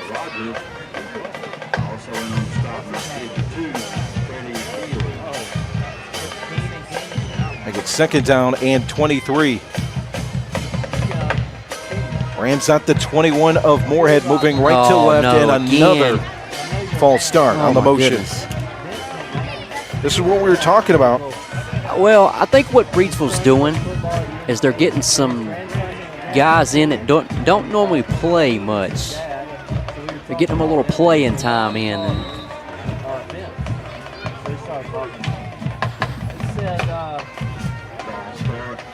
And this is what I don't want to see Reidsville do. I don't, they're playing a 2-7 team right now, but I mean, you don't want to get too lackadaisy. You want to tighten up for the playoffs for sure. Sharp in motion, now time to throw for Neal all the day long. Back of the end zone, it hits off the field goal post. Incomplete, intended for Jakari Penix. I don't think I've ever seen that. I've always wanted it. Doink. That one would have been no good. Nope.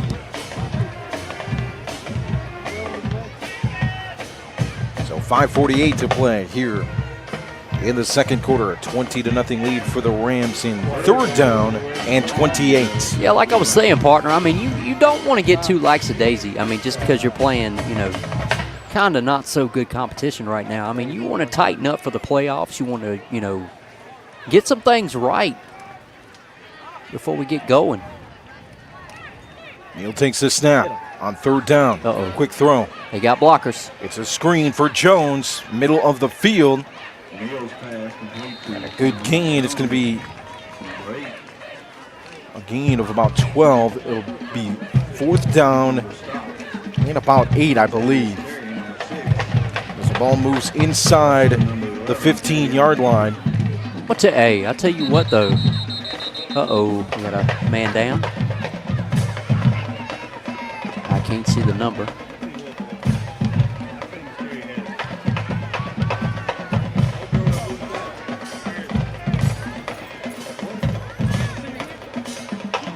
Player injured for the Panthers. 5:22 to play here in the second quarter. 20-0 lead for Reidsville with the football.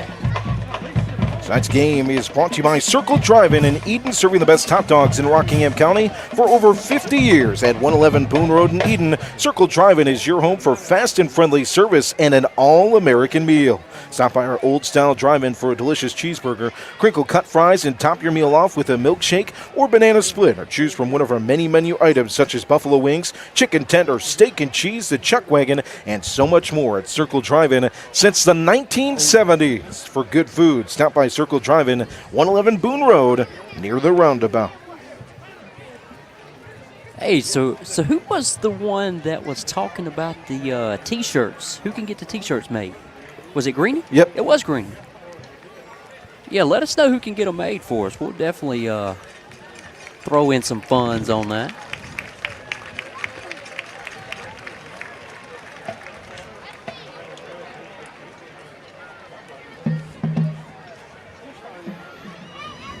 Out of the injury, it will be 4th down and 6 for the Rams offense. Darius Cobb. Okay, I think I've seen him on Facebook. All right, I'll have to reach out to him. At the Morehead 8, 4th down and 6 as the Rams head back to the field. Panthers defense sets as well.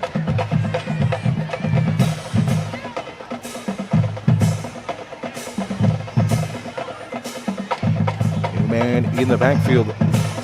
Oh, wow, that was a cool play. It didn't work out. Cameron Jones took the football from, or Sharp took it.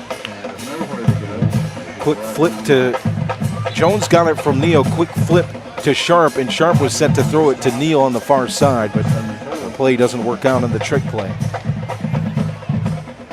So 1st and 10 for the Panthers offense.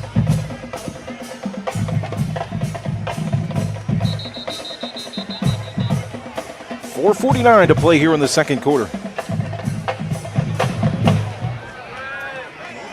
Morehead takes possession of the ball here after a turnover on downs. Townsend back in at quarterback for Morehead. The playoffs were to end today. Both of these teams will be in the playoffs. They match up again next week in the first round of the playoffs at Reidsville. We'll see how the RPI plays out. One extra week make it with the extension of the season due to the hurricane. So Townsend stands in the backfield alongside 2 backs. Handed off. Stopped right at the line by the Rams defense. Bryson Miller, one of the defensive leaders this year with the stop. Behind the line of scrimmage, a tackle for loss. That's his 7th of the year. I know it's not Morehead's bread and butter, partner, but eventually they're going to have to start opening it up and passing it a little bit. I mean, but we will see. 2nd down and 13 to go for the Panthers. 2nd down and long. Handed off again. Big Tyrese Turner's in the backfield. Not only does he make the tackle, he rips the rusher, Trooper Wright, back another 4 or 5 yards. That's a man I would not want to meet on the gridiron. 6'3", 260. One of the veteran leaders on defense and offensive line for this Rams squad. 3rd down and 13. I'll tell you what, partner, so while I'm thinking about it, it was Noah Ware, right? The one that sent you a message on Facebook. I got to give a big shout out to him and the whole offensive line. So, you know, he listens in after the game is said and done the next day, and he really appreciated us calling out the offensive line. And especially, hey, no offensive line, you don't score no points. Far side Milner in the ball game. Cadence Pruitt back there for the sack. What a year for Cadence Pruitt. That's sack number 4.5 on the year. The year before Kendra returned, the question was, how do you shore that up on the defensive line? At defensive end, Cadence Pruitt has done that. 66 tackles, 16 for loss heading into this game, and a sack right there. 4th down. I'll tell you, the first couple of games, you know, without Kendra, that's who he was calling all day long, was Cadence Pruitt. I mean, he was the man of the hour.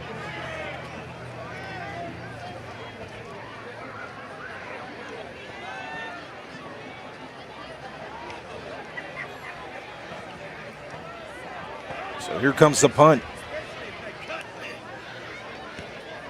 High end over end from Carter. Bounces in front of Penix.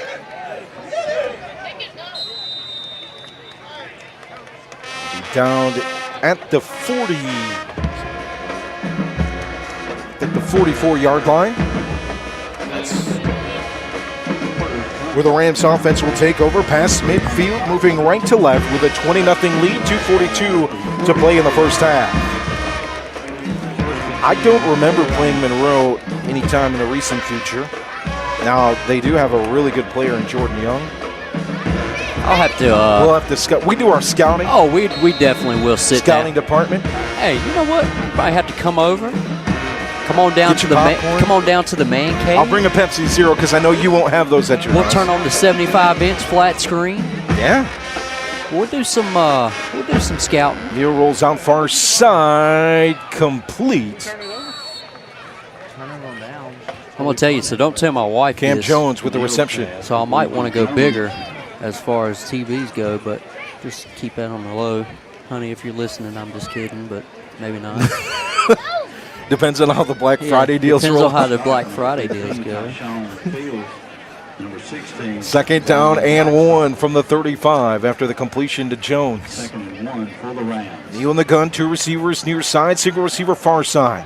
20-0 lead for the Rams with a football. Fake the handoff to Miller.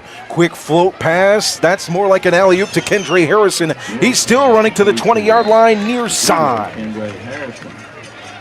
Just a little, he flicked at the wrist. He was trying to make a free throw there. Hey, go ahead and let's Deontay Neal. We got to get it rolling, man. We're gonna be doing basketball here soon. We will be covering basketball this year. Looking forward to that. And that pair right there, the best in the state. Ooh. I'll say it right now. So if you're interested in sponsoring or know in businesses that would be interested in sponsoring our broadcast at an affordable rate, let us know. You can email us, radiorockyam@gmail.com. Reach out to us on Facebook by searching for RoCo Radio. You can message me, Joe Dexter, on Facebook. DeQuay Matthews on the field with an injury. Looks like it might just be cramps.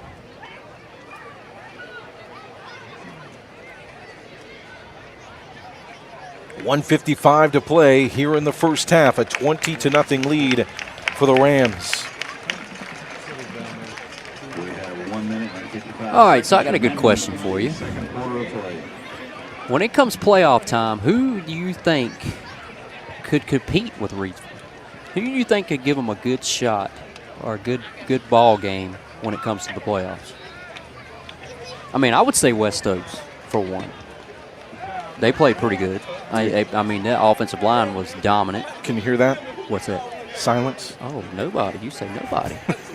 Well, we'll see. I mean, that's true, too. I mean, we'll see. Now, West Stokes, that would be a tough matchup. Yeah. I'll agree with that.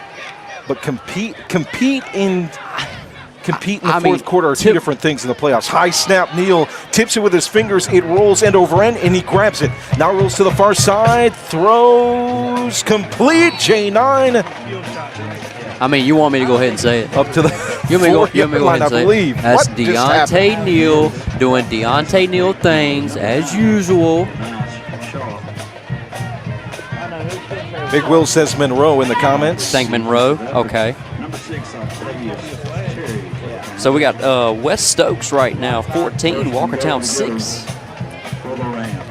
That ball will go to the 8-yard line after Deontay Neal doing Deontay Neal things. He stands in the gun with 2 backs in the backfield. It's Smith and Miller. Handed off. Leading blocker is Miller. He's in. And it springs enough room on the rush for Michael Smith. 26-0, 1:39 to play here in the first half. Hey, Big Will, I mean, do you have you scouted them? Have you seen what Monroe runs as far as offensive-wise? Because I haven't had a chance to look at them yet, but I mean, in the next coming weeks, I'm really going to do my sitting down and doing game notes.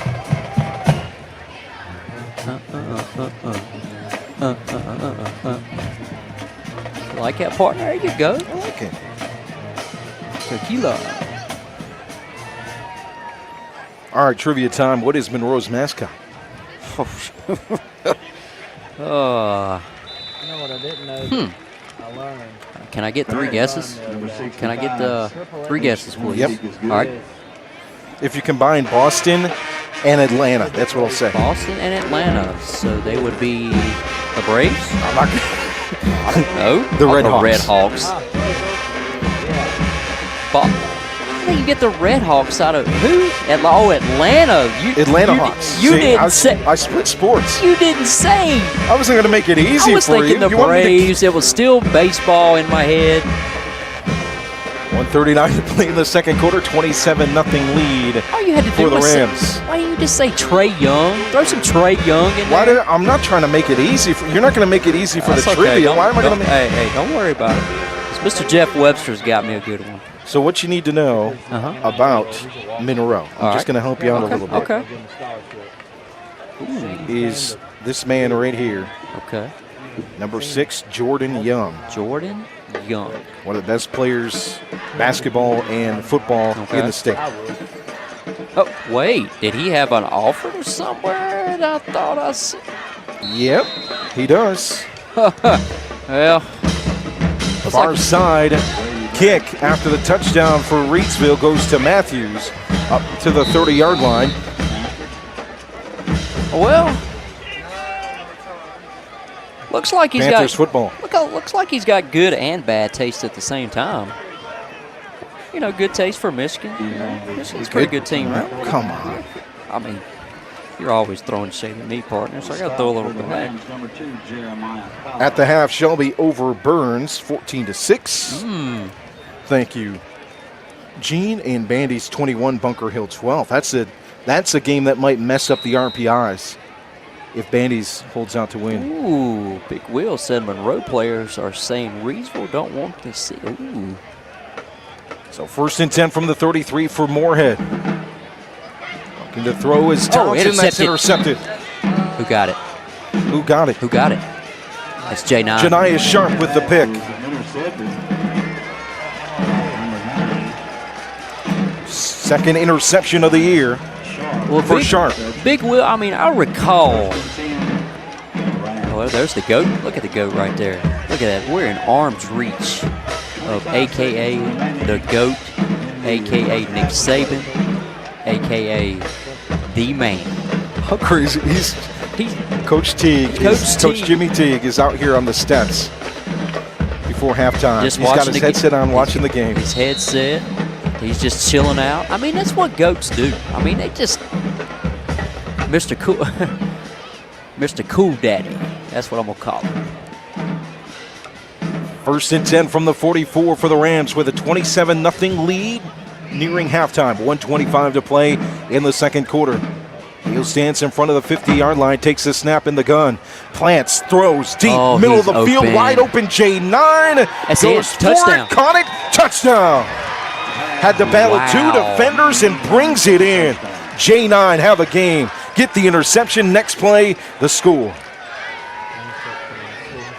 Number 9. Wow. Janiah Sharp on the catch for the Rams. Well, you know, I was going to say in that comment, Big Will, you know, there's a team. Starts with an S, ends with an I. That's always said that too. And, you know, what's happened before, you know, when people call out Reidsville? You're all in today, aren't you, partner? I mean, 33-0. I'm just saying, when you start calling out, I mean, you can't do that. You call out Reidsville, they're going to bring their A game.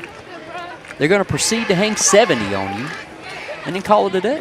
Well, you know? We've reached the point of this game where David's calling people out, and Coach Teague has now worked his way from the press box. Coach Teague, I'm going to tell you what Coach Teague's probably going to do. Coach Teague's probably going to the stand. He's going to get him a hot dog.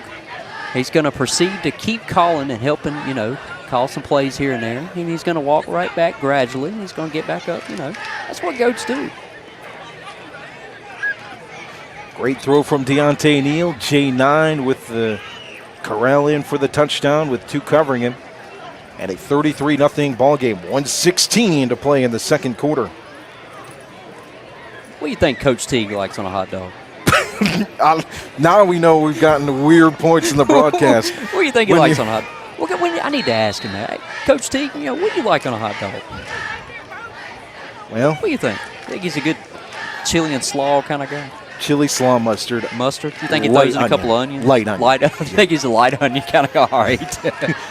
Here's the snap, the 2-point conversion. It's an extra point look. The holder, Neal, out of the crouch to J9. Oh, at the back of the end zone. It's no good. No good. No good. So it remains 33-0. We've hit new lows if we're talking about hot dog toppings for a Hall of Fame head coach. We got to get in the head of the old goat. Like I told you, man. I like to sit down and I'd love that. Just pick him apart and just how did this whole Reidsville this dynasty? Let's call it a dynasty. How did this whole Reidsville dynasty get started? Like, what did you expect? What were your thoughts when you first got here? I just love to pick him apart just one time. Santa Eric Smith in the comments listening in. And then I would ask him the question, hey, what do you like on a hot dog, Coach? What do you like on a good hot dog? You know me. I got to make it a little bit fun. Glad to have you along, Santa. And yes, I will steal your food, so be careful, David. No, Santa, I'm telling you what, he's a changed man right now. He's counting his calories every day. He's drinking Pepsi with no sugar, un-American-like. Onside kick attempt from Barrett will go out of bounds on the far side. 33-0 lead for Reidsville. 1:16 to play here in the first half.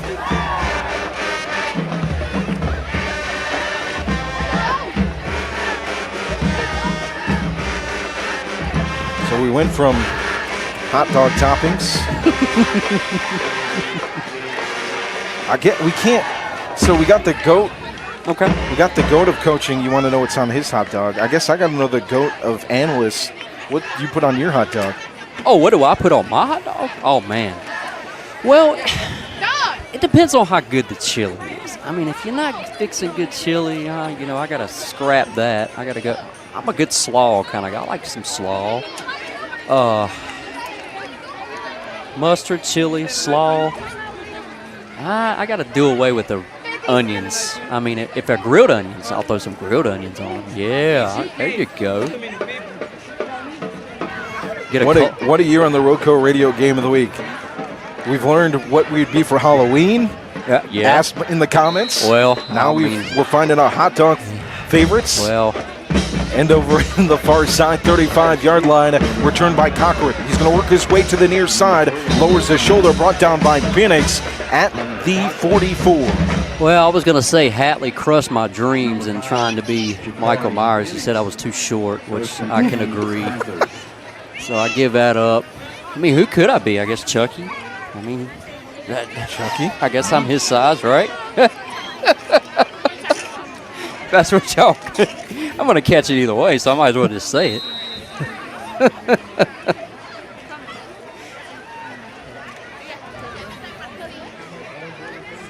The Panthers offense sets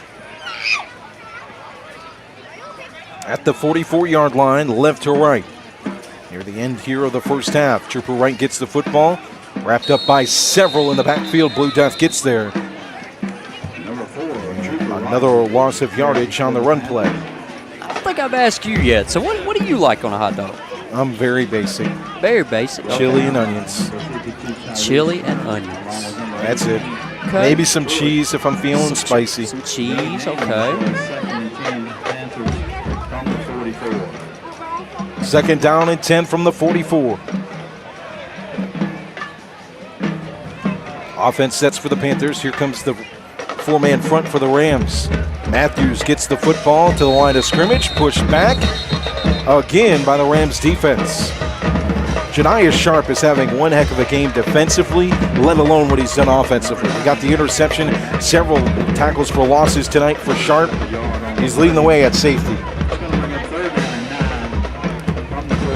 So, Eric, all right, so Santa, okay. So Really, Santa? So the Pepsi, so do you take the peanuts and do you throw it in the Pepsi too? No, he doesn't. I'm telling you. No, come on, no. he's got to do it. I know he does. Come on, I know he does.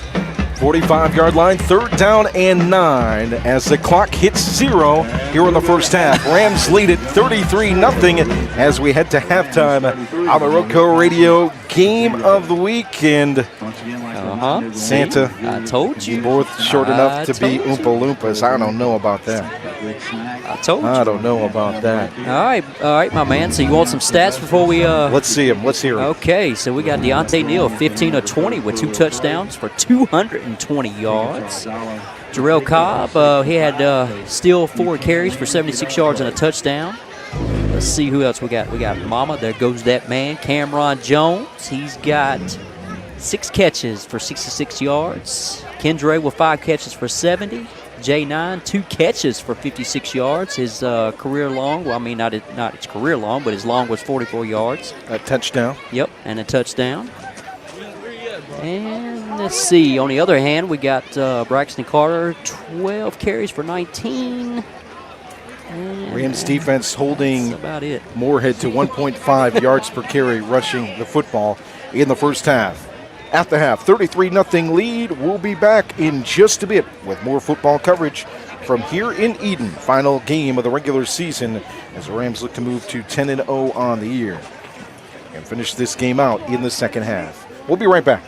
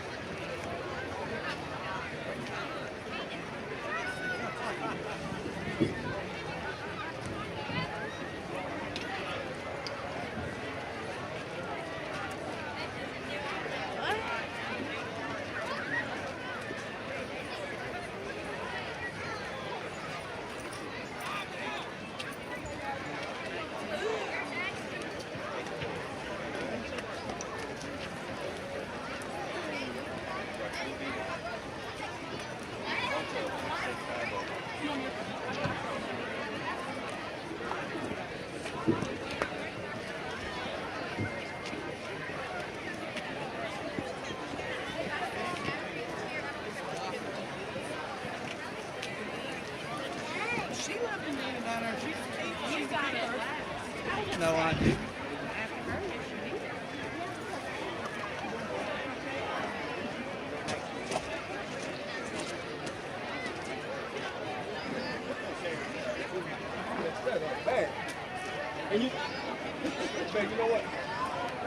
May I have your attention, please?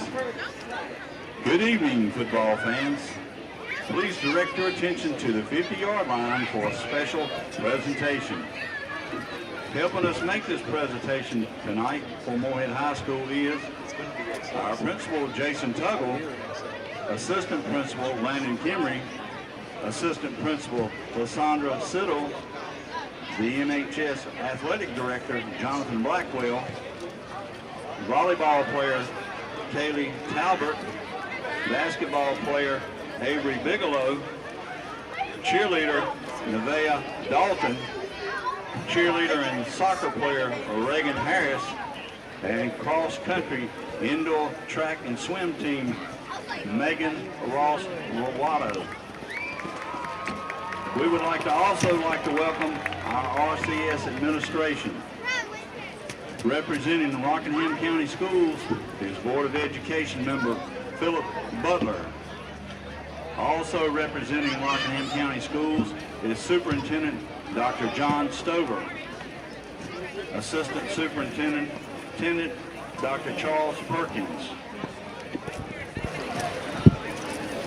Home Trust Bank Cup GPA is what we're awarding tonight, and the Home Trust Bank sponsors the Home Trust Bank Cup. And this cup is presented to the high school in the county with the highest grade point average among all the athletic teams. Football fans, it is with a great deal of pleasure that we announce the 23-24 winner of the Home Trust Bank Cup to the Panthers of Morehead High School. Dr. John Stover will present the Home Trust Bank Cup to Principal Jason Tuggle.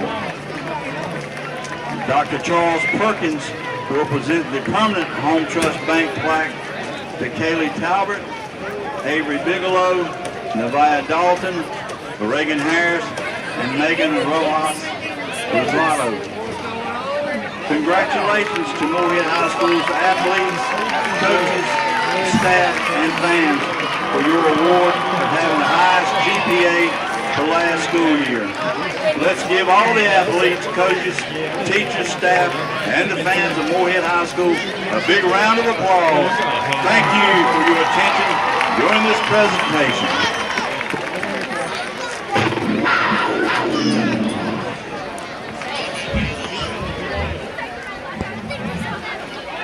Congrats to the Morehead Panthers, the Home Trust Bank Cup winners, presented here at halftime.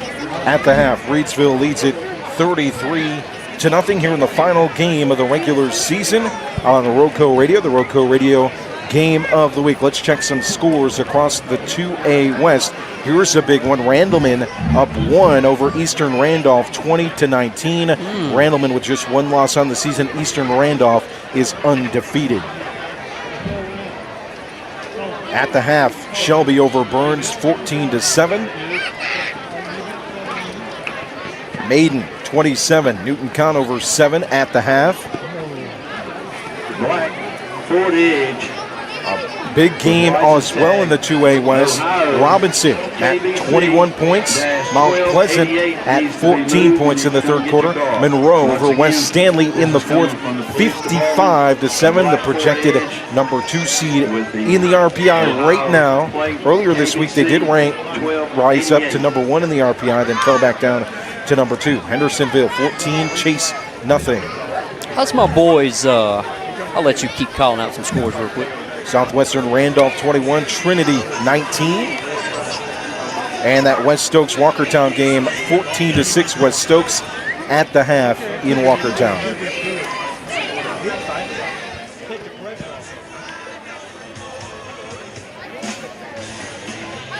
Let's see. Let's check some other scores. I think you know who in I was getting Greensboro, ready to say. In the metro area. Let's see who we got. Mount Airy over Allegheny, 40-0 in the third quarter. Tabor over Parkland, 28-0. Northeast Guilford's up 28-8 over Smith right now. In the second quarter, Southeast Alamance 24 and Cummings 3. What about my boys from Mount Airy? Let's check in on them guys right there. Let's 40-0. 40-0. That's about right.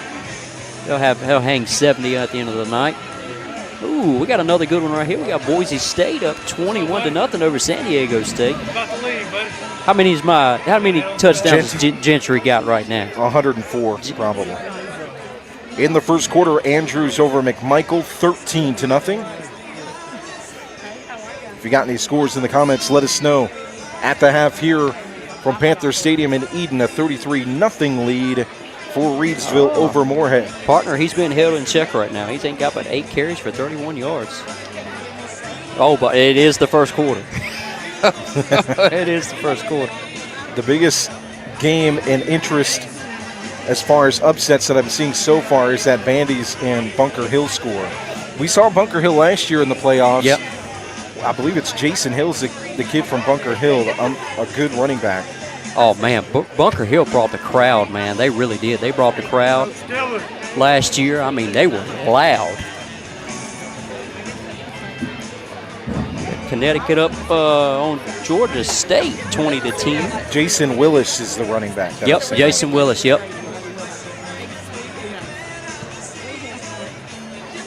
See if we can get some other Greensboro area scores. Williams, 21, Person, nothing. Man, one thing that we didn't talk about enough is you look at the strength of schedule.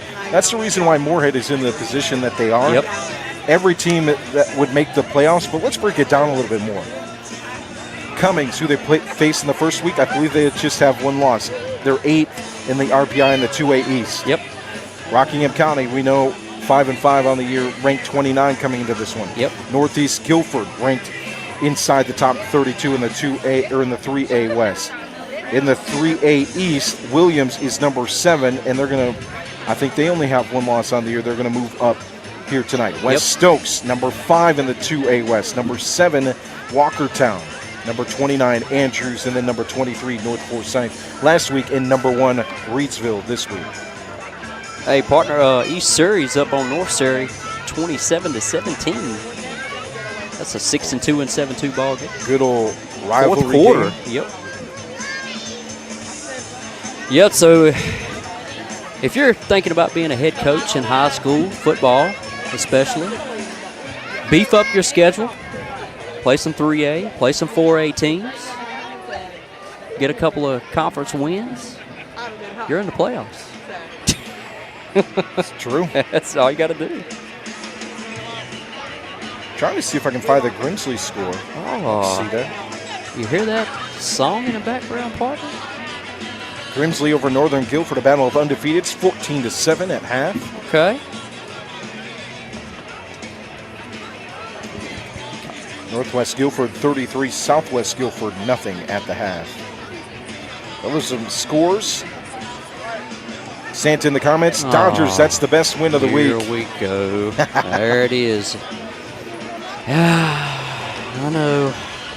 I've never rooted for the baseball season to end, but when the Yankees played the Dodgers, I had no other choice. Well, I'm going to tell you what changed the whole momentum of that World Series is when Aaron Boone thought it was the bright idea to go out and take Garrett Cole out. 6 innings strong. He only gave up 1 run. I mean, he was rolling. And you take him out. Why do you take him out? Explain that. Explain that to me. I mean, do I need to go up? All right, I'll tell you what I'm going to do. He's your workhorse. He's a workhorse pitcher, for sure. So when I'm done, what I'm going to do is I'm going to call the Steinbrenners. And I think I'm going to go ahead and put in for the new manager's position for the New York Yankees. What do you think? We're winning the World Series if I'm the manager, right? You're bringing back Soto? You're going to get him back? I'm bringing him, with Cashman to get I'm him going to back? pay him $500 million. We're going to pay him whatever he needs. Rizzo, you're gone. You know, bye-bye. You miss an opportunity with Aaron Boone if you were going to do that. Now Terry Francona's off the market with the Reds. Terry Francona, man, that would have been a good move. I think Boone's back. You think so? Yeah. Well, yeah, they've already said he's back. Well, we got the world's biggest Yankee fan. We do. I got 2 Yankee fans alongside me, Sam Hagwood and David Woods. Somebody help me. Somebody. No. I need a lifeline. Somebody come save me from this press box. What would you do without me? Explain that. Explain that. What would you do without me? Huh? You'd just be sitting here all alone. I know. Calling football, bored out of your mind. No fun road trips. Talking to the white wall right there. No fun road trips. No fun road trips. No Hardee's. No Hardee's. No passing out. No Taco Bell. Yeah, nobody. I mean, everybody in the world comes to talk junk to me. I mean, I go to North Lincoln, and I get up there, and I got my, Carolina stuff on. Dudes you know the calling thing I me. miss the most? What's that? No Milli Vanilli. No Milli? Yeah. You know? You got the best partner in the world right now. I'm telling you. Final score: Monroe 55, West Stanley 7 in the third. That's that's the final according to Big Will. And it's in writing. You know what? I really have enjoyed the last 2 years. It's been a lot of fun. It has been so much fun, man. When I got here, when I first started Rockingham McMichael, I'm like, oh Lord, please don't mess this up. Don't screw this up. Please don't. Let's try to just call some football. And then I got into it. I got the best partner in the world too. I'm telling you. And then from there, the beat goes on. The beat goes on. Week after week, and I think our fans like us too a little bit, just a little tad, The highlight of my season was when we were in Walkertown, and in the comments somebody said that they enjoyed listening to us blokes. Oh, it's blokes, yeah.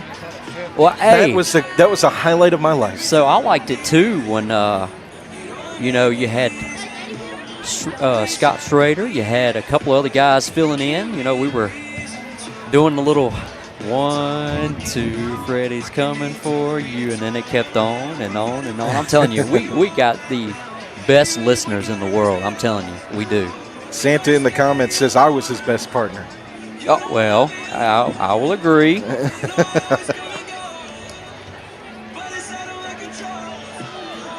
33-0 halftime score. Reidsville over Morehead. I'll tell you what, we sure did have some. We had some fun as far as over the summer in baseball. We did. We had everybody together. Got to talk a little junk here and there. Rainy days, sunny days. We were at the field, literally. Yeah. Players taking cups of water, trying to get the rain up. We'll look to cover some spring sports too. I think that'd be a lot of fun. Some softball and baseball this year. We also, according to David, at some point are going to do a field goal contest for RoCo Radio. I don't know. I mean, if that's even safe. Where's Blackwell at? I just want you to know. I just want you to know that you don't have health insurance with RoCo Radio. When I come, the ACL tears. I'm covered. I'm covered by my full time, so we're good. Good. So I mean, I'm kind of known as the mayor around here, and no offense to Mayor Hall, you're still the mayor. But, I might have to talk to Blackwell, see if we can't go ahead and get that arranged here. We come on out here, kick from about the 20. The 20? Yeah, maybe the 15. Maybe the 20? I'll let you kick from the 20. I'm kicking from the 10. The 20? Yeah, I ain't playing by the rules, though. I'm going to let you kick from the 20. The dude last week on College Game Day that tore his ACL kicking? That's me in about 3 weeks whenever this happens. Just slipperoo. I'll say there's a banana peel when there's no banana peel on the field. I would come visit you in the hospital. I mean, you're supposed to be counting calories, but I'd bring some Krispy Kreme donuts, Big Macs, Chicken Macs, whatever they call it. That's awesome to hear in the comments from Molly. I listened last week from Lawrence, Kansas. Thanks for the ability to do that. Our pleasure. That's fantastic. As Barrett sets to kick as we start the third quarter. End over end. Return here for the Panthers.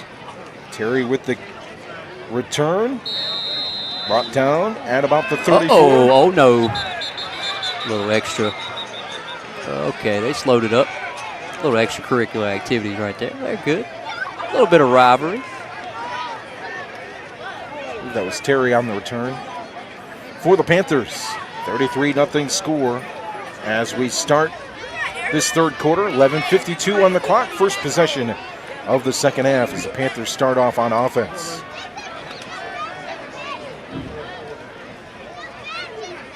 First and 10 for the Panthers. It becomes an interesting situation for teams like Morehead and other teams across North Carolina. We'll see what happens, but if the playoffs were to end, you've got no playoffs for Morehead, for example. You got several seniors on this team that could play at the next level, and these guys will await and hear from coaches. Coaches, if you're listening, number 8, Braxton Carter, watch the tape. Just plays with heart. I was talking to his, dad before we went down there to talk to the coaches, and he said they're just waiting on the phone call. He's going to be he's a tough-nosed football player. Really smart kid. Started out at the 34-yard line, first and 10 for the Panthers. DeQuay Matthews. Yes. He could definitely play at the next level. Man, as a kick returner, too. Yeah. Quadir Rogers. Man, he's what, 6'5", 6'6", maybe, if I'm not mistaken.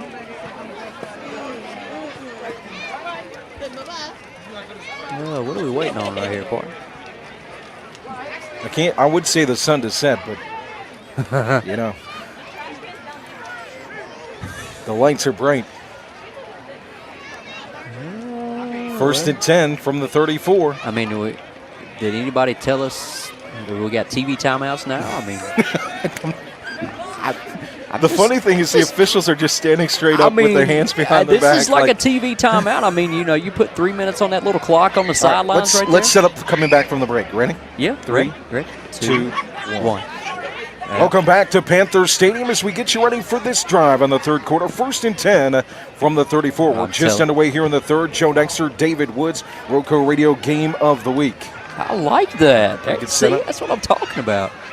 We still haven't had a snap even after that run through. Well, maybe they put 10 minutes on the sideline clock. Maybe for high school. Maybe. No. J9's ready just as much as we are. He's standing around twirling at the logo. What in the world? Coach Martin down there talking to the. Maybe looking for clarification, but we haven't even had a play yet. Or maybe they're discussing something with that tussle that we had here at the 50-yard line between 3 players. I don't think so. Maybe they're placing a to-go order. I mean, I won't in on that if they are. Melita asked trivia questions tonight, or did I miss them? Oh, no. It's coming, Melita. Oh, no. This one's coming. Compliments to my man, Jeff Webster. Oh, well, now what? Now we have both teams in a huddle. Both teams with the officials. So, if in this case right here, that unsportsmanlike. It's unsportsmanlike, and they're going to talk to them. They're going to say, "Look, we're not going to take this. We're not going to take that. Play the football game like you're supposed to. Go on about your business." I think that's probably what they're having a little meeting about with the players. That's good. That's good officiating right there. That's getting this game under control. Campbell at receiver near side, Cochran far side for the Panthers. 2 backs in the backfield. Fields in at quarterback. It's Wright and Miller in the backfield. Oh, no. That one's on the ground. Morehead? Yep. And Morehead recovers it.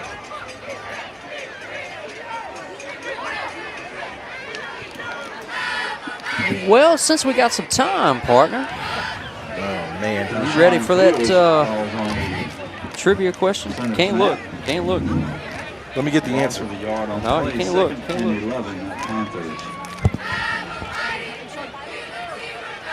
Second down and 11 from the 33. Hold on right tight, Melita. I'm going to hit him with a good one. 2 backs in the backfield. Carter gets the handoff. Stopped and a good tackle by Bryson Miller behind the line of scrimmage again. Okay.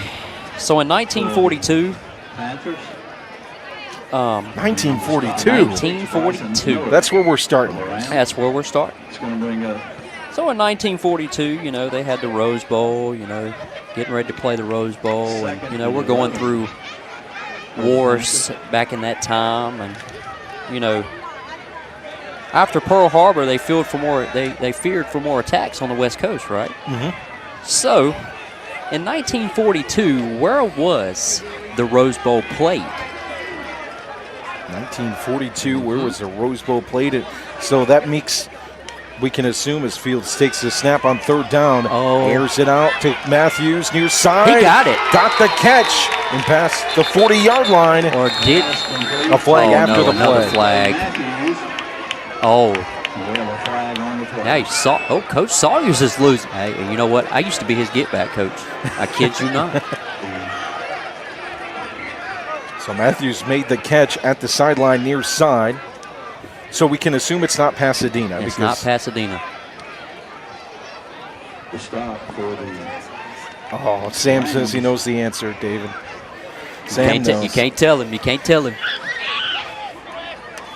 The Rose Bowl. The Rose Bowl, 1942. For some reason, I think it's either Ann Arbor or Columbus. Man, you would say that. Of all places, you would say something like that. Who would want to play a Rose Bowl up there? Or Iowa or something like that. It's something weird. No? Try East Coast. East Coast. Try East Coast. Oh, Yankee Stadium? No. Fenway Park. I tell you what, I'll give you a hint.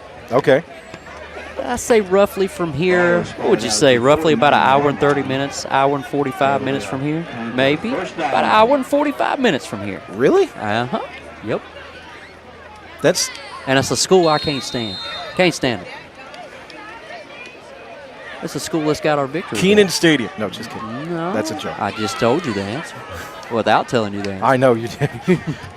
Far side. carry for Carter, brought down by Miller and Sharp after a gain of about 7. They have a so-called football team? Well, they have a so-called supposed to be a GOAT in basketball, a basketball coach by the name of Coach K or something like that. I can't remember. Yeah. Oh, they call him a GOAT, I guess. Gene knew it in the comments, too. Durham, that's it. Greeny knows it, too. That's it. Why there? Do we know the history? Well, they feared, after Pearl Harbor, they feared that, there were going to be more West Coast attacks. And, the Rose Bowl, the granddaddy of them all, Pasadena, it could have been one. So East Coast, they go to... Forgive the Yankee in me here. They go to the landfill in Durham. Were football officials saying, if anything happens, all they'll do is damage tobacco? Like, is that why it was played in Durham? I mean, you can't... So There's no threat here? You can't damage waste management no more than it is in Durham. I mean, that's where you take out the trash, right? 3rd down and 4 from the 45. He said it, folks, not me. 3rd down and 4 for the Panthers. I mean, Roy Williams would approve of that. Dean Smith would approve of that. Mac Brown, I mean, we can't say the same. Roy Williams wouldn't have taken a timeout to approve it, though. I will agree with that. 3rd down and 4 for the Panthers as they move the football. He saved him for his retirement. Past midfield, a 33-0 lead for Reidsville. 8:36 to play in the 3rd. And now what are we doing? You know how, like, if you save vacation days that's on what your pension, is timeouts give you extra? Okay. Well, see, I don't know if it was like a bonus, how they, had it in there in his, I guess, contract. Hey, if you save your timeouts, coach, we might give you, bonus points or something like Capital One does, I don't know. Down in the comments, 35-14 Andrews, 3rd quarter, 6 minutes to go. Score here, 33-0 Reidsville. Fields in the gun on 3rd down and 4. In the backfield, Tyrese Turner stops that behind the line of scrimmage. The original line of scrimmage. That's a big loss, 4th down.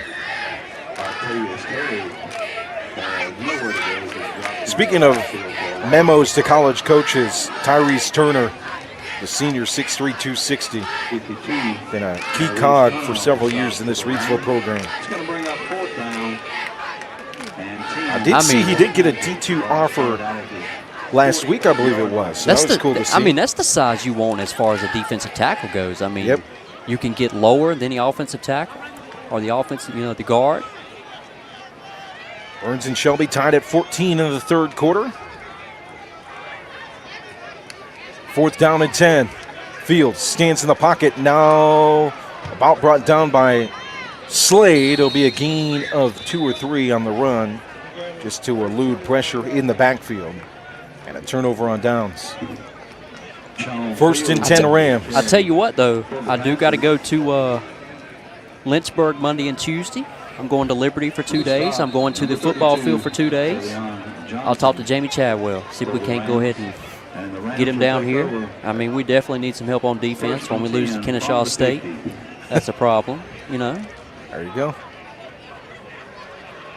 33-0 lead for Reidsville with the football. 7:45 to play in the 3rd quarter. Tonight's broadcast brought to you by Impex Chevrolet Buick GMC.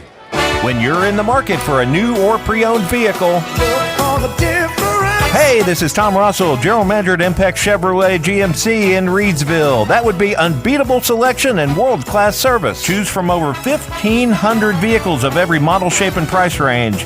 With our big city selection and small town hospitality, you're sure to find just what you're looking for. Shop at one of North Carolina's biggest and best dealers, Impex Chevrolet GMC.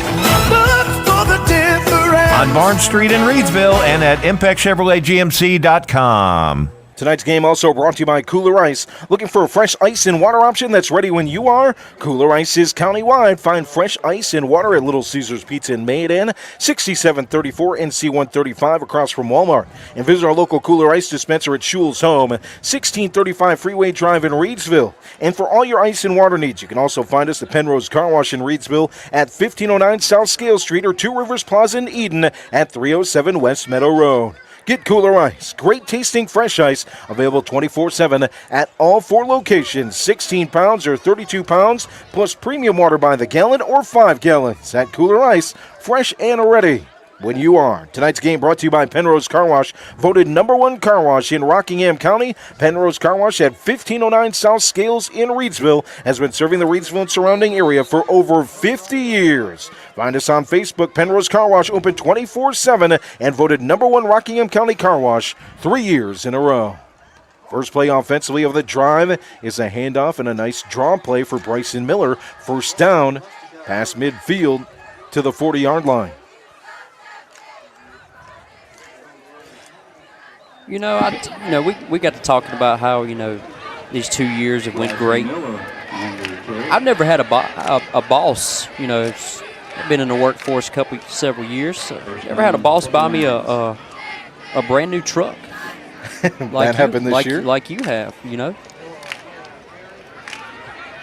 Handed off far side. It's darn near a first down on the second carry of the drive for Bryson Miller. Miller on the carry once Now, it again. was a 2024 electric Hot Wheels. Electric Hot Wheels. But it's a truck. It's a brand new truck. And, It's here still I in the was, package. You asked for a new truck and I delivered. We got a great sponsor in Impex in Reidsville. And, I have been complaining, I need a new truck. We get to McMichael, get to close to halftime. My partner says, hey, man, I got you something. Okay, what you got? Now, I'm not thinking, brand new Hot Wheels. And it's still in the pack. Far side throws complete to Penix. Near side. Mills pass complete to number 5, Jakari Penix. 3 plays and already up to the 21-yard line of Morehead for the Rams with a 33-0 lead, 6:33 to play here in the third. 14-12 is your score. West Stokes over Walkertown in the fourth quarter. Just got an update on that one. So that one's going down to the wire.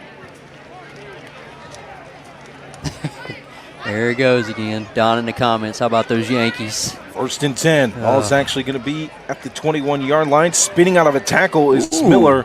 Back to the 20-yard line before a pile of Panthers bring him down. Miller on the carry once again for the Rams. So a short gain.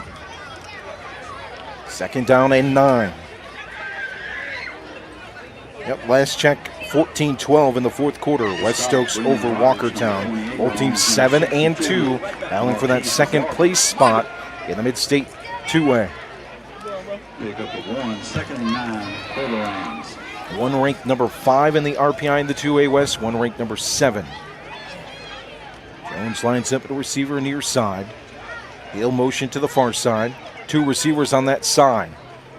Now Neal in the pocket's going to face pressure. Flushed out of there by Quadir Rogers. Oh, thrown my goodness. Complete. Kendra Harrison, far side.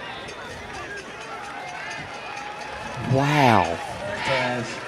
Neal's pass complete to Kendra Harrison for the touchdown. And it's a score. So, partner, he had to absolutely fit that in. That was double coverage. Tight window. A very tight window. He's throwing on the run and throws an absolute dime from the 30-yard line in. My goodness. Don, we will be doing basketball this year as long as we get the sponsorship for it. Oh, well, I heard through the grapevine that Don's got some deep pockets. We might have to talk to Don about some funds. Here comes the extra point. Oh, it's no good. And wide right for Barrett. I didn't jinx him this time, though, like I did a couple weeks ago. 39-0 lead for Reidsville. 5:44 to play here in the third quarter. Tonight's broadcast brought to you by Ancora Compassionate Care, formerly known as Hospice of Rockingham County. Their name changed late last year, but they're the same community-based, mission-focused hospice and palliative care provider. The community is known since 1987, providing specialized care for those coping with serious illness. Ancora's mission is to be a supportive presence for life's journey. When greater comfort and rapid response matter most, make sure it's Ancora Compassionate Care. They'll always be there because they've always been here. To learn more about how Ancora can support you, visit AncoraCC.org.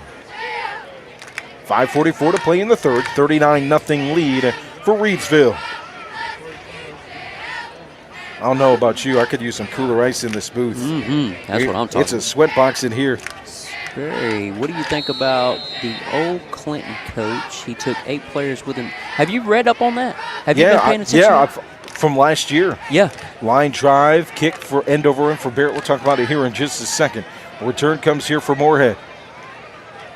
Far side to Quay Matthews. Look at to that, the hash, juke move, Look 30. at that. He Look at breaks that. through several. Look at that. He's free to the 40, to the 30, beats the He's kick of gone. Barrett, to the 20, to the 10. A will play and a touchdown for Quay Matthews.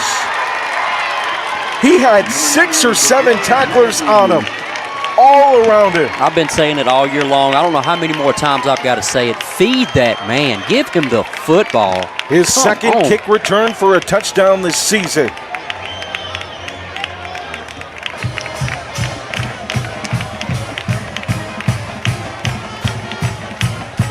Yeah, if there's a man you don't want to grab by the ankles to try and tackle, it's Quay Matthews. No, sir. That was the case there. He broke through the tackles, got to the near sideline, and a 39-6 ball game as the extra point unit is out. Right to hold, Pacheco to kick. Juan Pacheco, number 76, will attempt the extra point kick.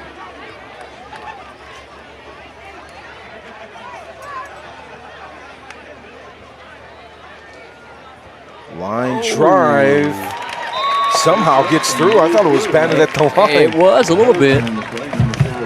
Extra point's good, 39-7. So that's what I'm talking about too. It's a 39-0 game. Those will plays, you might not know it on tape if you don't get to know the player, the coaches that coached him. That's a guy proving on the field that he deserves to play at the next level. Absolutely. So Barry asked about the old Clinton coach, 8 players. I think we're just going to see that more as he went to take a job in South Carolina. I mean, the bottom line for me, David, we got to pay these coaches in North Carolina better. Bottom line. I will absolutely 110,000% agree.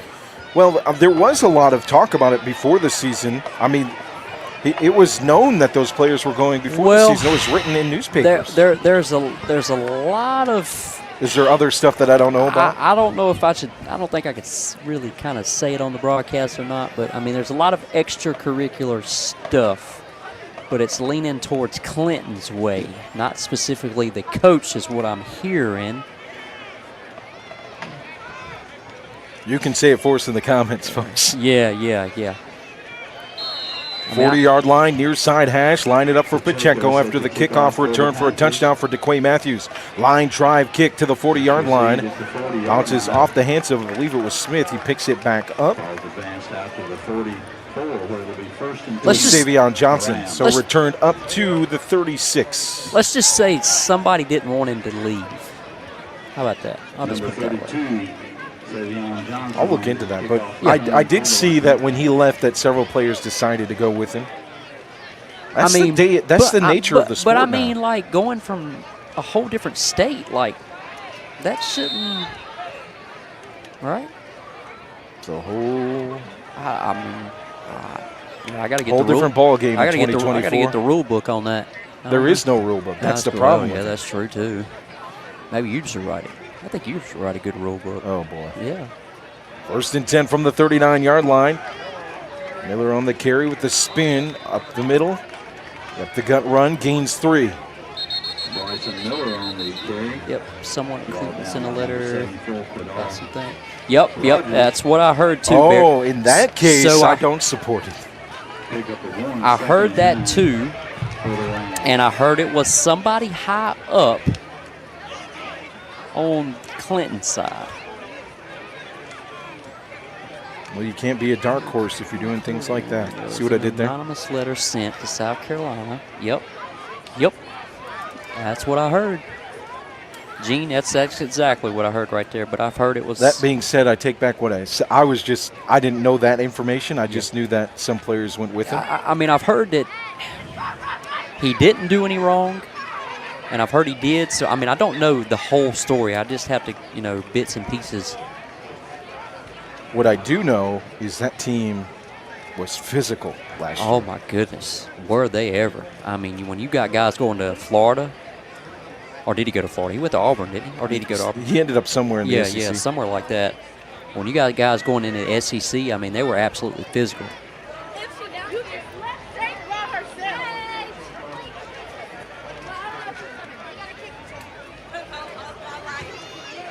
Ooh, 21-14. Burns over Shelby right now. Fourth quarter? Fourth quarter. Hey, we found those shoes in the fucking van. Y'all found my best friend. 21-14 ball game. Shelby has not scored in the second half. It's in the fourth quarter. We apologize for the language. You never know what you might catch on the... Second down and 9. Miller with a nice carry for a first down. Number 6, Miller. You know me, I love the unheralded guys, the guys that don't get the love like they deserve. How Yep. about the senior Bryson Miller this year? Absolutely. We've seen him at running back. Leads the team in interceptions. Had that 2-interception game a couple weeks ago. I'm going to tell you, I'm surprised. Defense, he's played well all year in different roles. You know, they took Cobb out, back in the first quarter? Yeah. I'm surprised they ain't took Deontay Neal and taking him out. Far side, Penix with the catch from Neal for a first down. Speaking of shout-outs, we need to give a shout-out to Mr. Braxton Johnson. Braxton Johnson. Last week, 2 Okay. touchdowns on varsity. His first varsity touchdown, right? Okay. But he had 4 touchdowns on JV. 6 total touchdowns last weekend. Wow. Norris says he thinks Cobb is hurt. We're unsure on that. Yeah. He did go down earlier. Yeah. I mean, it's probably a precaution. I mean, you know, no sense in getting anybody hurt, especially when playoffs getting ready to start here in the next couple of weeks. What we got, Jeff Webster? What we got? Hey, buddy. We got West Forsyth over East Forsyth, 35-21. Grimsley up 28-7.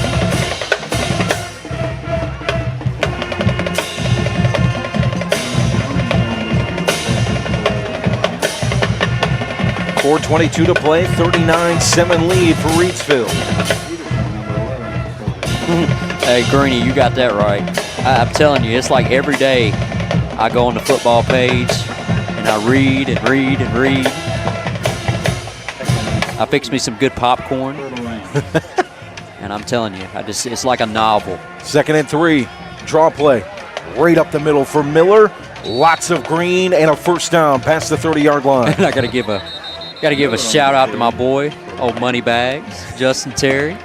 When he gets in there to start writing his novels. Hey, Greeny's doing work in there too. He's doing the Lord's work in there. We see you. We see you. We see it all. Greeny doing Greeny things. That's it. Hey, I'm gonna have to get that T-shirt too. That's what I'm talking about. 4:15 here in the third, 39-7. 1st and 10 from the 37. Norris says you better get your popcorn tonight, David. Hey, make sure you get in that talk page, man, and tell them, look, we're the #1 broadcast team in the state right Far now. side, Neal wide open, Cam Jones, touchdown near side. There we go. You ready, partner? Mama, there goes that man. Cameron Jones, Cameron Jones, Cameron Jones. And say it one more time for the people in the back. Cameron Jones.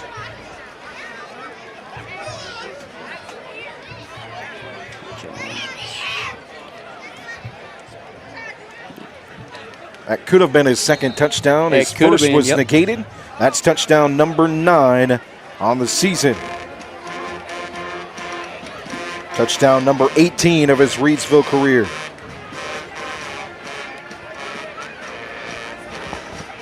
Score update from High Point. Andrews over McMichael, 55-14. 55 strong listening in here on the final week of the regular season. From Eaton and Panther Stadium, it's now 46-7 Reidsville.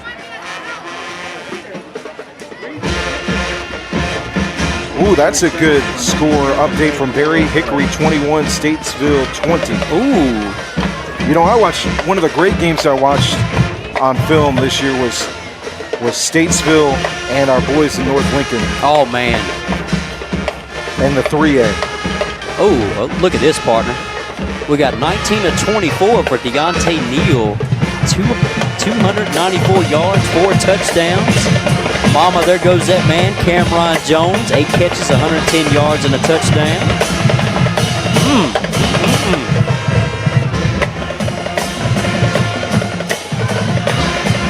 3:53 to play in the third, 46-7. Line drive, Barrett kick near the ground, and DeQuay Matthews will jump on it in front of the 40-yard line. That's where the Panthers will take over. You got Dudley over Eastern Guilford, 21-0. It'll be a Panthers first down, brought to you by One Way Cafe at Osborne Baptist Church in Eden. Join us for delicious coffee and fresh made-to-order food Monday through Friday from 11 to 2. One Way Cafe, helping people love Jesus and everyone else. Tonight's game also brought to you by our friends at 2 Rivers Plaza. Rockingham County's premier location for exceptional small businesses is 2 Rivers Plaza, 307 West Middle Road in Eden. Visit the wonderful small businesses there today at 2 Rivers Plaza, your premier source for small business services. Last check we had on the Walkertown score, Norris, it was 14-12 West Stokes in the fourth quarter. I'm going to see if I can get a score update on that right now.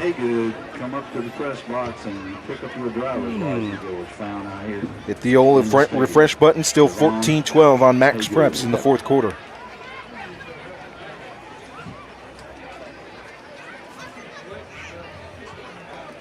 Page leading Southern Guilford 24-14. Southeast Guilford 24-14.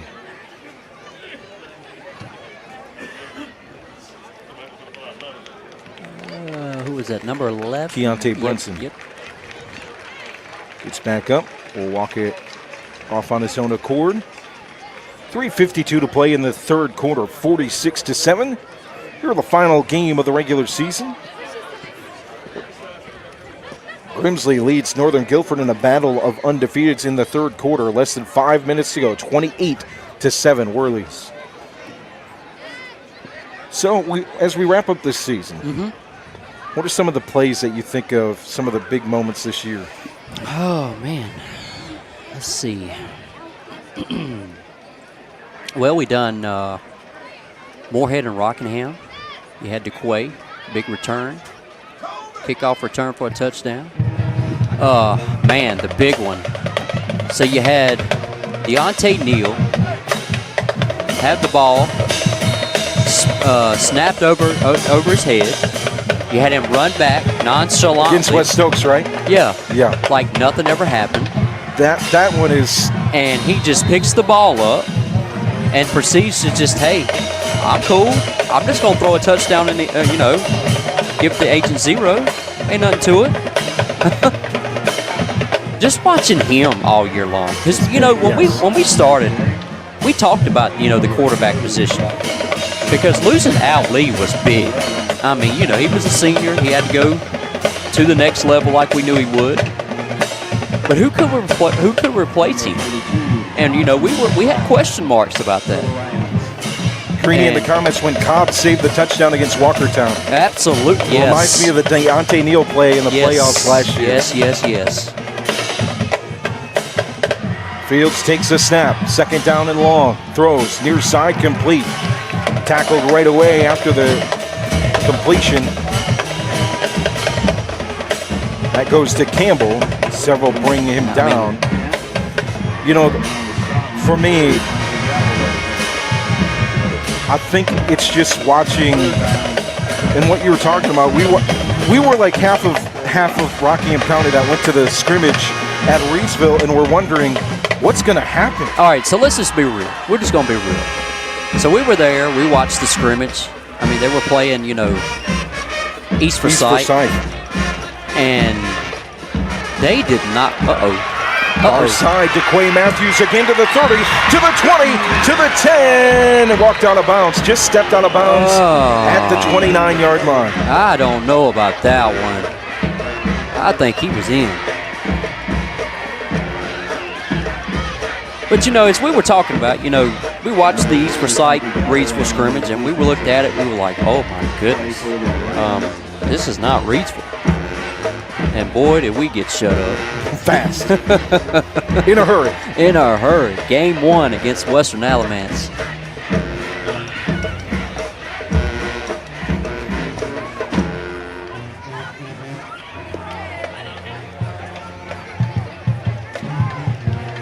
Oh, I remember that, Greeny. Man, I remember it like it was yesterday. I'll never forget the call that we had on that. Oh, We just started screaming, yes, sir. Fields takes a snap. Low brings it in. Now hands it off to Quay Matthews. End around again. Flag in the backfield. Several great moments this season. Yeah. I imagine our partners Jay Ramey and Jonathan Hadley would talk about the punt returns at McMichael, the several punt returns. Yeah. No, hardly any offense in that game. Frankie Galloway's return for a touchdown and the several plays against Page that they called those games.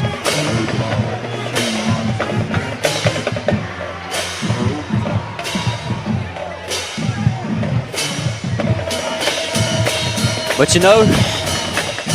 it's not over yet. It ain't. It's just getting started. It's the second season's on the way. It's just getting started. Here's a snap. Townsend takes it on first down.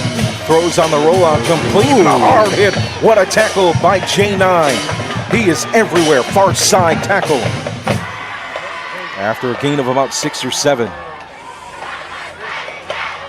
on the Townsend pass.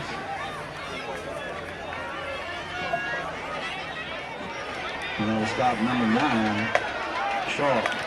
Burns over Shelby, 21-14 still in the fourth quarter. We'll see if we can find some other scores for you. Here it's 46-7 Reidsville with 1:19 to play in the third. Morehead with the football. Still seeing a 21-20 score. Burns over Shelby in the fourth.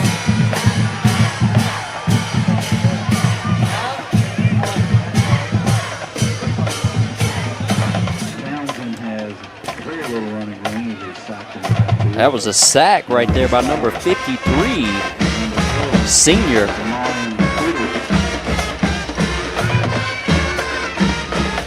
Diggs.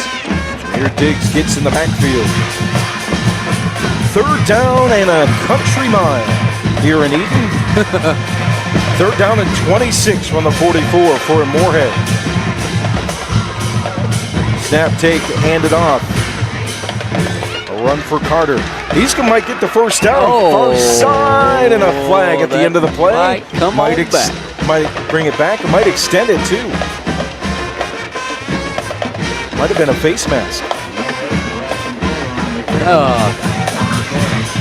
So just like all these high school kids, eventually they move up. Eventually they go on to college.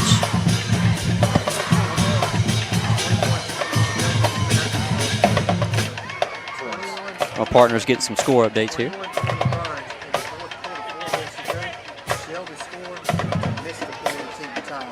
Missed. Oh. So that fourth quarter game for Shelby and Burns, it's 21-20. Shelby tied it, went to tie it, but missed the extra point. That's the 1 point difference in that ball game. So I was saying, partner, kids, they have to go on to college, go on to do their thing. What do you think about us making it to the next level? You think we can go to the next level? Ooh. Hey, I think we could. What do you think? Back at the 46. We're a bunch of C- guys. You think we could? We could sneak in with that 2.3. You think we could call a good college game? I think so. I think we could. It'd be fun. Yeah.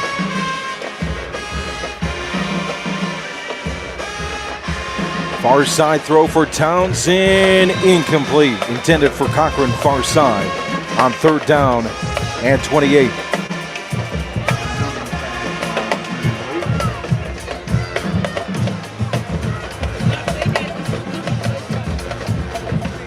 Good coverage by Demarion Whitted on the far side. Gets It's the celebration with Kendra Harrison. I appreciate that, Jeff Webster. I really do. Hey, I would, you know, I like Jones Angel, but hey, I'll take Joe Dexter any day. I'm telling you, I will take Joe Dexter any day. 4th down and 28.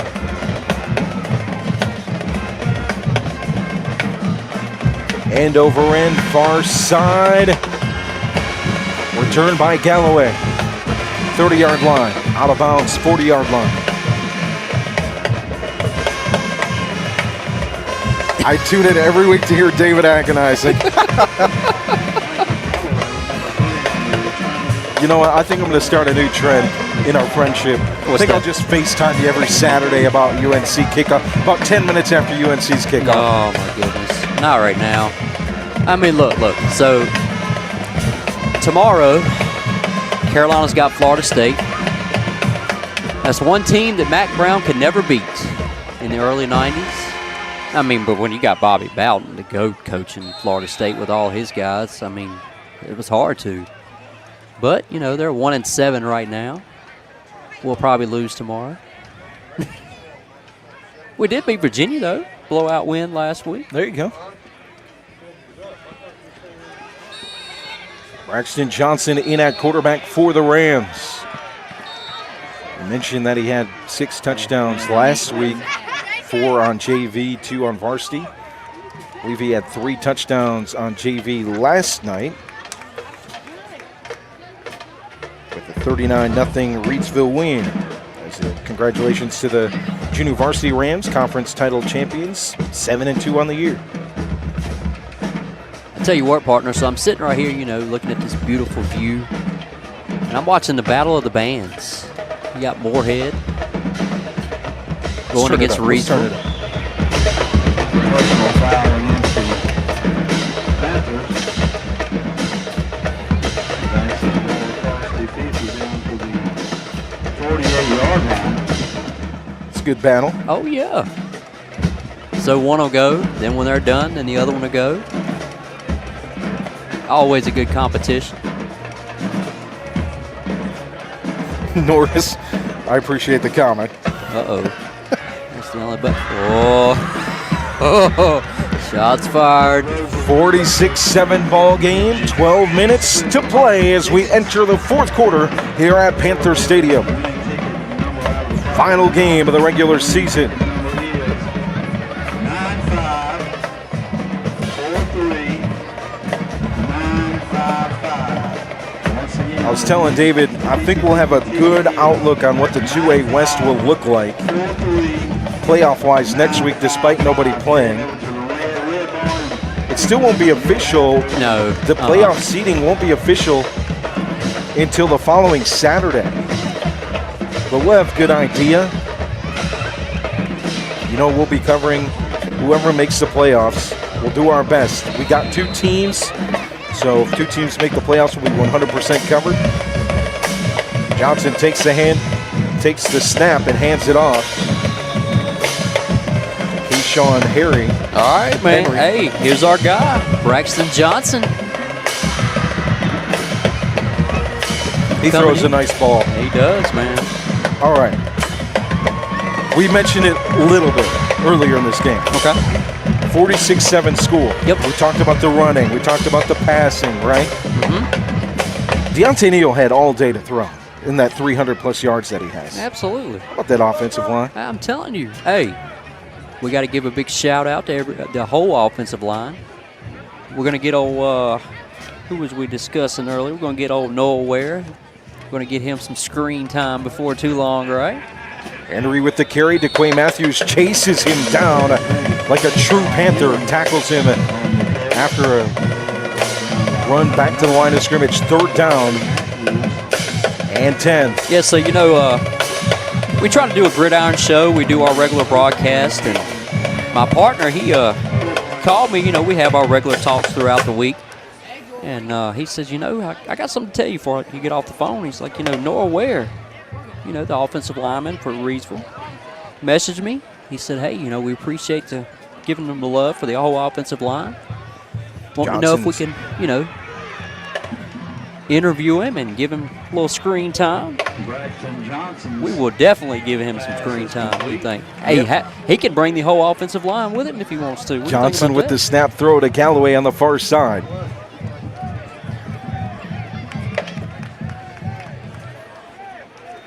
Again, we talked about Turner as far as college ready. 6'4", 285, senior Noah Ware. College ready. 4th down for the Rams offense in this 46-7 ball game, and a flag at the line of scrimmage before the snap. Northern Guilford trying to fight back in a battle of undefeateds against Grimsley. 28-14 lead in the 3rd quarter. Thank you, Jeff. John, this will be the final game for Reidsville and Morehead for right now, and we're going to see if Morehead gets in the playoffs or not. Shelby leads Burns 27-14 now in the 4th quarter. Number 33, Krishawn Hughes on the carry once again. Krishawn Henry with the carry. Then on the stop, number 61, Jalen Low Wright. Be a gain of 1 or 2.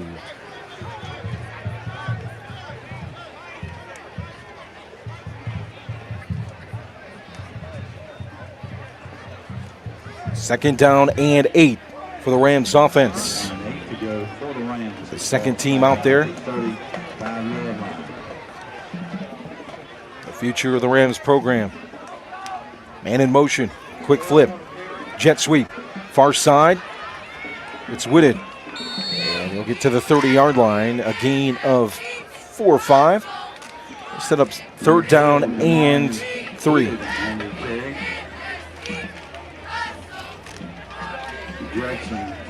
Well, partner, what's your plans for tomorrow? Got any big plans besides watching Ohio State lose? That's really? You set that up, didn't you? I did. Man. You gonna mow the yard? I'm going to. What are you gonna do? Sit back, relax, enjoy football. Okay. Call you when the Tar Heels lose. Here we go. Okay. Okay. Just kidding. 3rd down and 4. Henry again with the carry. Not only does he bring the football with him, he brings the whole Panther defensive line. Flags in the backfield of the defense. In the secondary. I don't know, man. It's good fall weather that time. The worst holiday is over of the year. Oh, here we go. Halloween. No, that is the best holiday of the year is on its way. Please don't say. Rumor has it I might be setting up a Christmas tree. Yeah. Nah, if I did that, I'd be divorced real fast. Oh, boy. Rumor has it Mariah Carey's unthawing as we speak. Got the CD, got the record. Oh, my goodness. Personal foul.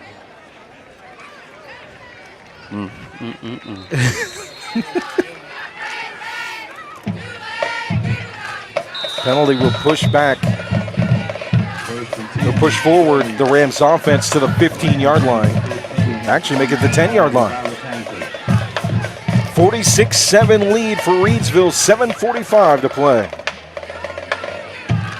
You know what I'm going to do with this Pepsi Zero? Throw it away. I'm going to get me some nice cool ice at Kooler Ice, fresh and ready when you are. 4 different locations to serve you across Rockingham County, available 24/7. Kooler Ice, our friends, sponsors. You know, so every year, we talking about Christmas. So we done a Tar Heel Christmas tree one year. That's pretty cool. My mother-in-law did a Morehead Panthers Christmas tree. I like that. So I'm trying to figure out what I'm gonna do. Since you don't, I might just rub it in a little bit. Since you don't like Halloween, by far the best holiday there is, I might do I could do a Gremlins Christmas tree. I I could do You could do a Liberty Christmas tree and then put Kennesaw State coal under it. Here we go. 46-7 ball game. 7:46 to play. Uh-oh. I'm getting some eyes over here. Look at him. Yeah, we're going to put him in a broadcast. You keep it up.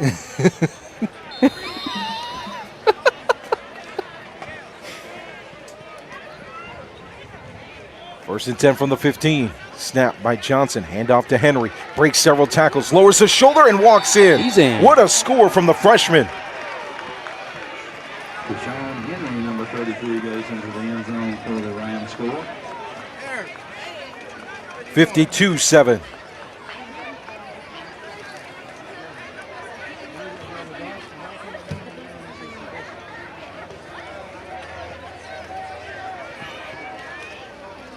Ooh.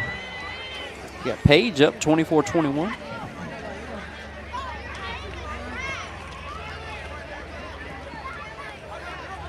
Gene says Keyshawn Henry is tough. Yes, he is. And just a great run. Freshman at that. 52-7. 2-point team is out there. Johnson fade far side. Incomplete off the fingertips of Frankie Galloway on the far side. I'll tell you what. Johnson throws a beautiful fade pass. I'll look forward to watching that throughout the upcoming years. I'm going to tell you what, yeah, especially when Eric Teague gets his hands on him. Speaking of Coach Teague, for the next couple of years. Score update, a big battle in the 2A East. It's Southeastern Elements 31 and Cummings 3. Whoa. Speaking of Coach Teague, okay. Did you see the video from WFMY where he was throwing warm-ups a couple weeks ago at home? I mean, he could probably... He could start for the Tar Heels, let's be honest. I'll tell you what, when we get into Reidsville and start our playoff games, I'm going to talk to Coach Teague, and then I'm going to call Jerry Jones. And you know where I'm going with this. Let's see if we go ahead and get Coach Teague at starting quarterback for the Dallas Cowboys. Because Dak Prescott He's throwing dimes. He likes the well, maybe I can slip him a $100 bill. What do you think?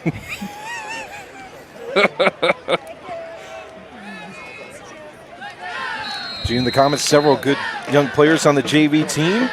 Congratulations on the 7-2 season. They were talking about Tom Brady coming out of retirement. Here comes the kick to the 20-yard line. Past the 30. Yep. So what you're telling me, you were telling me last time we were here at Panther Stadium against West Stokes, Morehead and West Stokes, you told me Bill Belichick was going to be the next head coach of the Cowboys. He will. Now you're telling me Tom Brady's going to be the quarterback? Dreamer. No, I said Eric Teague. Oh, I said Eric Teague's going to be the quarterback. Okay. Yeah, Eric Teague's going to be the starting quarterback. So you're going to have Tom Brady. Tom Brady. Here we go. We're going to have Tom Brady as the offensive coordinator. If he wants to get out of all that Las Vegas Raiders stuff, I mean, you know. 5:41 to play, 52-7 lead for Reidsville here at Panther Stadium. Get Tom Brady coming out of retirement to play for the Cowboys. You know the Cowboys going to sit over there. I tell you, it's pretty rough being a Cowboys fan. It really is.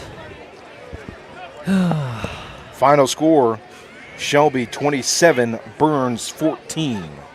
The key game in the 2A West. Shelby heading into play tonight was number 4 RPI-wise in the 2A West. Burns was number 12.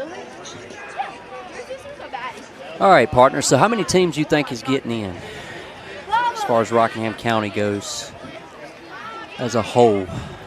You think 3 get in? I think 2. 2? Okay. Who's your 2? Now, I'm only saying this because...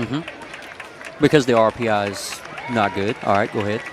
No, I'm only saying this because of regional location. I think Morehead will be the 32, and we'll probably see a matchup of Reidsville and Morehead again. Okay. That's a very good possibility. Okay. Last check, with Rockingham County losing tonight, I don't see them getting in. Yeah, I really thought that Rockingham really had to beat Northeast Guilford. Yeah, if that would have happened, that would have solidified them in regardless of tonight's game. Milner in at quarterback for Morehead, and he's chased around by Blue Death, and he can't find anywhere to go. While down at the 25-yard line.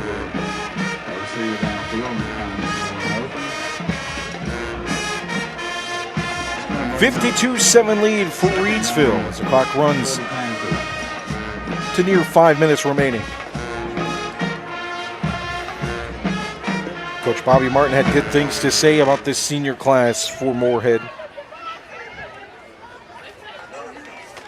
How they set the foundation for the program. Coach Martin in his second year. Guys like DeQuay Matthews and Braxton Carter, Octavius Terry, Jack Campbell, Hunter Cochran.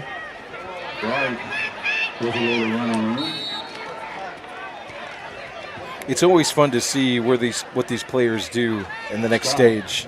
And you see several players from all programs going on and do cool things. Yep, that, and to me, it's always fun watching a player start from, their freshman year and how they grow so much when they hit their senior season. I really like that step, each year.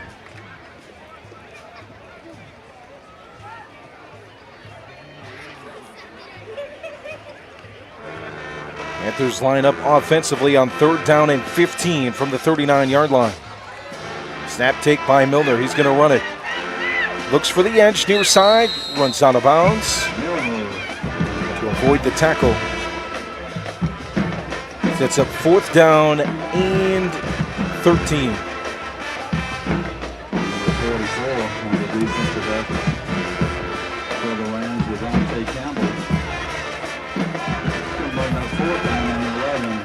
Campbell forcing the tackle out of bounds. Bringing Carter to punt for the Panthers. He'll stand at the 20-yard line. So will Reidsville, they'll probably have to play Madison again to start the first round, right? Madison or Morehead, depending. Madison or Morehead. We'll see what happens, but Madison's probably, actually thinking about it, Madison's probably going to be number 32 no matter what. Okay. Just because their record, but they get the automatic bid to the playoffs. Far side. Oh! Fair catch late for Galloway. Oh, man, they should have threw the flag on that one, but they let it slide. Didn't hit him too hard. McNabb right there. So, Madison in the split 1A, 2A conference. I believe this is how it works out. So, they're one of the 2A teams in that conference. Okay. And they beat the other team, but they're 1-5 heading into this week. Or they only have one win.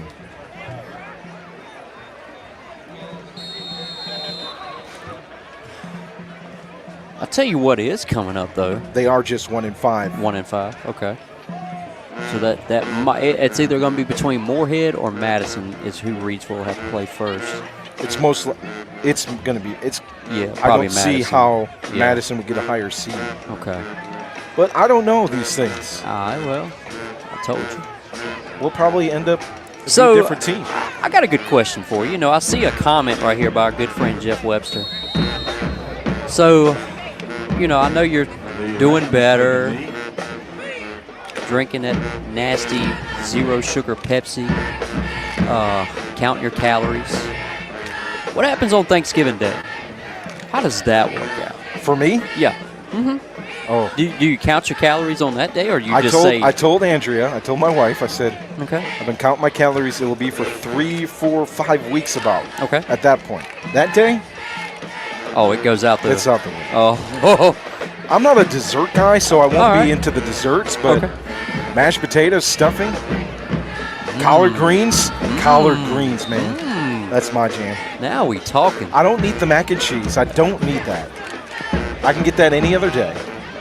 No, you got to have mac and cheese. I mean, it's just there. You're telling me, so if a good portion of macaroni and cheese was right in front of you on Thanksgiving Day, you're just going to skip over it? No. Every year, but this year I would say no. Yeah. This year I probably will.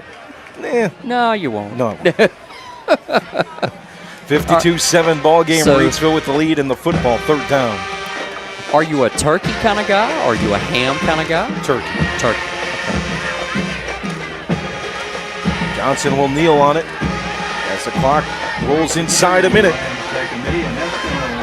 How about you? Oh, I'm ham all the way. do like a little bit of turkey in portions, but I'm more of a ham type of guy. Now, all the sides, throw them all on the plate. Mix them together, it doesn't matter. Mix them together. I don't care what you do with it. I'm eating. Final score here, 52-7. Reidsville wins it to move their record to 10-0 to end the regular season. Moves coach Eric Teague's record over 2 years to 25-1. The Rams have won 56 straight against county opponents, 69 straight conference games, 22 straight games in this streak. Final score 52-7. Any final thoughts? I think the offensive standout, Deontay Neal, in the pocket, strong, over 300 yards passing. I mean, that's a smooth, cool. He's the player of the game right there. Deontay Neal doing Deontay Neal things. I mean, you know, when you got college football 25 spin moves and, you know, just throwing absolute dimes, he's like if he was to put him on college football 25, he's a 99 overall, okay? You know what I'm saying? But, I mean, he's player of the game for sure. You got to give a shout-out to the offensive line, because without the offensive line, you don't score anything. So let's give a shout-out to them. I mean, Cameron Jones done his thing. Kendry Harrison done his thing. Jarrell Cobb in the first quarter done his thing. Partner, get ready for some playoff football. We're about to get rolling. So we'll take a week off. We might bring you a local gridiron show broadcasted on RoCo Radio. So we'll keep you updated on that information. We'll keep you up to date on seeds and all that. We'll try and see before we head out of here if we can get any news on Jariel's injury. Okay. Hopefully it's just, you know, precautionary. Maybe he didn't get hurt. Maybe they just took him out, just give him some rest. No, he's without a jersey out there. Okay. But he's walking just fine. Yeah. So we'll try and update you on that. But a 52-7 final from here at Panthers Stadium on the RoCo Radio Game of the Week.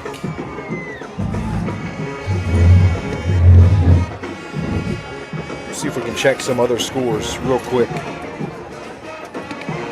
I want to know that Walkertown and West Stokes score. That's a final.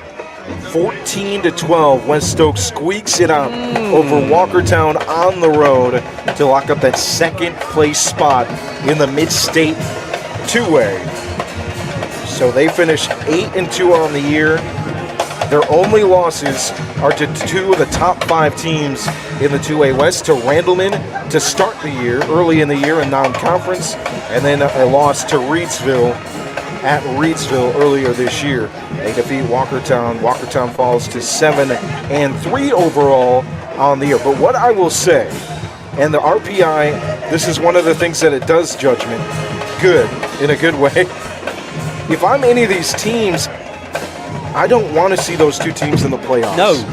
And I'm going to tell you, it could be that Reidsville meets up with either one of those teams.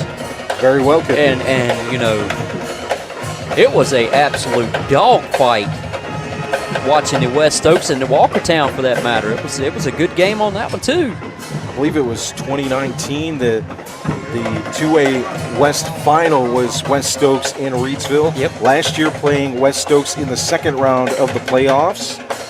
So definitely familiar there. Walkertown will be a tough out as well. So it'll be interesting to see how these brackets play out. We'll keep you updated on RoCo Radio, RoCoRadio.com as well.